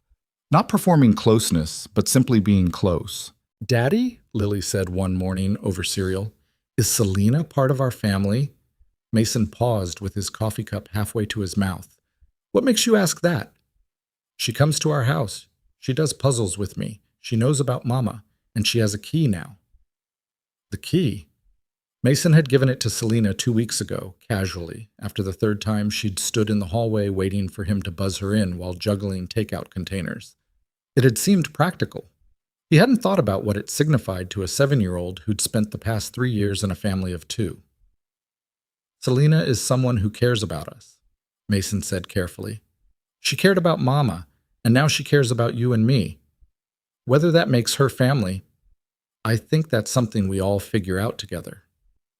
"I think she's family," Lily said, with the absolute conviction of a child who has made a decision and sees no reason to discuss it further. "Gerald thinks so too." Mason looked at Gerald, propped against the cereal box, offering no comment. "Well," Mason said, "if Gerald thinks so." The memorial happened on a Sunday in October, 7 months after the trial. Selena arranged it. A private gathering on the rooftop terrace of the foundation headquarters. Just the 3 of them, plus Carl and Torres, and a handful of people who'd been closest to the case. The building's lobby had been completed the week before, and inside, hanging on the wall opposite the entrance where every visitor would see it first, was a portrait of Elena. Not a formal portrait, not a corporate headshot. A photograph Mason had taken himself, years ago, on a lazy afternoon in their apartment. Elena was sitting on the couch with Lily asleep in her lap, looking at the camera with an expression that wasn't quite a smile, but was something better, a look of absolute unguarded contentment. The look of a woman who was exactly where she wanted to be. Beneath the portrait, a brass plaque carried both of her names, Elena Cole/Vivian Hart, and below that, a single line, "The truth is worth everything it costs." Lily placed white flowers beneath the portrait. She'd picked them herself at a florist that morning.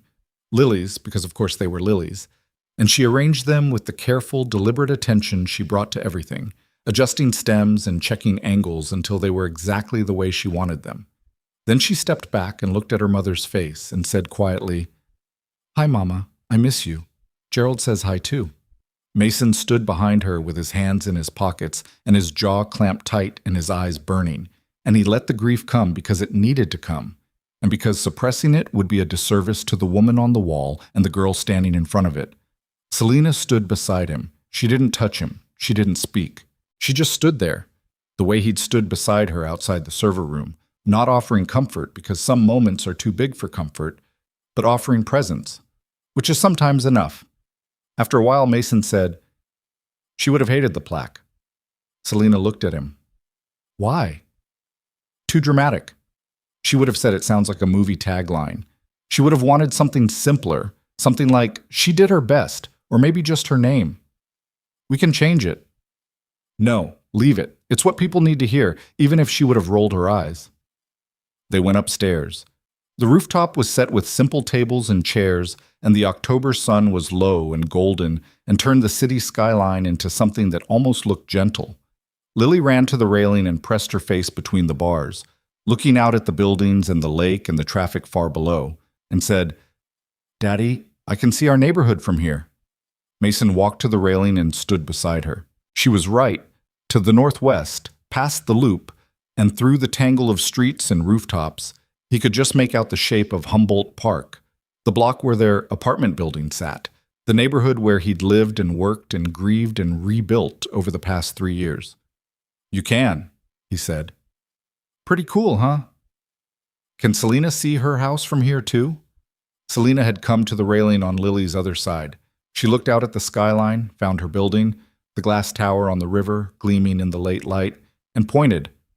"That one, the tall one by the water." "Wow, your house is really high up." 62nd floor. "Do you ever get scared?" Selena thought about it. "Sometimes. Heights can be frightening." "What do you do when you're scared?" "I remind myself that being scared and being safe aren't the same thing.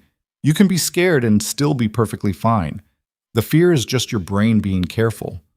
Lily considered this with the gravity of a small philosopher. "That's smart. Did Mama teach you that?" Selena's breath caught. Mason saw it. The tiny hitch, the flash of something raw behind her eyes. "Yeah," she said softly. "Your mama taught me a lot of things." The sun dropped lower. The shadows lengthened across the rooftop. Carl was talking to Torres by the door, and the other guests had drifted into small conversations, and the city hummed and breathed and went on being what it was, big and noisy and indifferent and beautiful, while 3 people stood at a railing and looked out at it and felt, each in their own way, the specific ache of standing in a moment that mattered. Mason looked at his daughter, then at Selena, then out at the skyline, at the sprawl of streets and buildings and lives that extended in every direction to the horizon, carrying inside them every kind of story, happy ones, sad ones, complicated ones, the kind that ended too soon and the kind that kept going long after you expected them to stop. Elena's story had ended, but the thing she'd built, the case, the foundation, the truth she'd dragged into the light at the cost of everything she had, that was still going. It was going in the 11 families Mason had helped, and the 17 after that, and the ones on the waiting list, and the ones who hadn't called yet but would. It was going in the legislation that a senator had introduced last month, citing the trial as evidence that whistleblower protections needed to be expanded. It was going in the journalism students who'd written to the foundation asking how they could cover corruption more effectively, and the corporate compliance officers who'd quietly begun implementing new oversight procedures, and the prosecutors in 4 other countries who'd opened their own investigations using evidence from the Keystone server. It was going in Lily, who talked to her mother's portrait and argued with her teacher about jellyfish, and arranged white lilies with the focused precision of someone who'd inherited her mother's brain and her father's stubbornness, and would one day, Mason was sure, use both to do something extraordinary. And it was going in Mason himself, a tow truck driver from Humboldt Park, who'd walked into a penthouse at midnight and walked out carrying a grief he hadn't known existed and a purpose he hadn't known he needed. He wasn't the same man who'd answered Jerry's call on that rainy Tuesday night. He was something harder, something softer, something that had been broken and rebuilt and wasn't as clean or as strong as the original, but was, in its own imperfect way, enough. That was the thing about survival. It wasn't pretty. It wasn't clean. It wasn't the inspirational story people wanted to hear, the one where the hero overcomes adversity and emerges stronger, and everything makes sense in the end. Real survival was messy. It was lying awake at 3 a.m. with a cold cup of coffee and a head full of questions that would never be answered. It was loving someone who'd lied to you and being angry about it, and forgiving them and being angry again, all in the same hour. It was raising a child alone and getting it wrong half the time, and hoping the half you got right was the half that mattered. It was standing on a rooftop in October with your daughter, and a woman who'd started as a stranger and become something you didn't have a word for, looking out at a city that didn't care about your story but carried it anyway, and thinking, we're still here, despite everything. We're still here. Daddy? Lily tugged his sleeve. Yeah, Bug? Can we get pizza on the way home? The good kind, from the place on Division? Mason laughed. It came out of nowhere, sudden and real. And it surprised him the way Selena's laugh at the lake house had surprised her. An unguarded thing, escaping before it could be caught. "Yeah," he said. "We can get pizza." "Can Selena come?" Mason looked at Selena. She was already looking at him, and her expression was something he'd never seen on the magazine covers or the news segments or the press conference footage. Open, unguarded, uncertain in a way that made her look less like a billionaire and more like a person standing at the edge of something new and not quite sure whether to step forward. "You like pizza?" he asked. "Who doesn't like pizza?" "Fair point. Lily, Selena's coming." "Yes!" Lily pumped her fist. Gerald, tucked under her other arm, seemed to approve. They left the rooftop together, the three of them, walking through the door and down the stairs past the lobby, where Elena's portrait hung with both of her names beneath it. Mason paused for just a moment as they passed it. He looked at the photograph. Elena on the couch, Lily in her lap, that look of quiet contentment on her face. And he pressed his palm flat against the wall beside the frame, just for a second, the way she'd pressed her hand against the camera lens in a storage unit video recorded by a woman who'd known she might never see her family again. Then he let go. And he walked out the front door and into the October evening, where his daughter was already running ahead toward the car, and Selena was watching her run with an expression that was caught somewhere between laughter and tears. And the city was golden in the fading light, and the air smelled like autumn and exhaust, and the pizza place 3 blocks over, and the world was not fixed and nothing was perfect, and the grief was still there, would always be there. But so was everything else, the love and the purpose, and the stubborn, improbable, unglamorous miracle of going on. Elena Cole had died exposing monsters who hid behind wealth and power. Her daughter would grow up knowing that. Her husband would spend his life making sure it meant something. And the woman who'd been her closest friend would stand beside them both, not because the story demanded it, but because she chose to, which is the only reason that ever truly matters. The pizza, for the record, was excellent. Lily ate 3 slices and got sauce on Gerald's ear and fell asleep in the car on the way home with her head on Selena's shoulder, and Mason drove through the Chicago streets with the windows cracked and the night air coming in and his daughter breathing softly in the back seat. And for the first time in 3 years, not the first hopeful time, not the first time he'd tried to convince himself things were getting better, but the first honest time, the first time it wasn't a performance or a wish, but just a fact, plain and simple and real. He believed that his family's story had not ended in tragedy.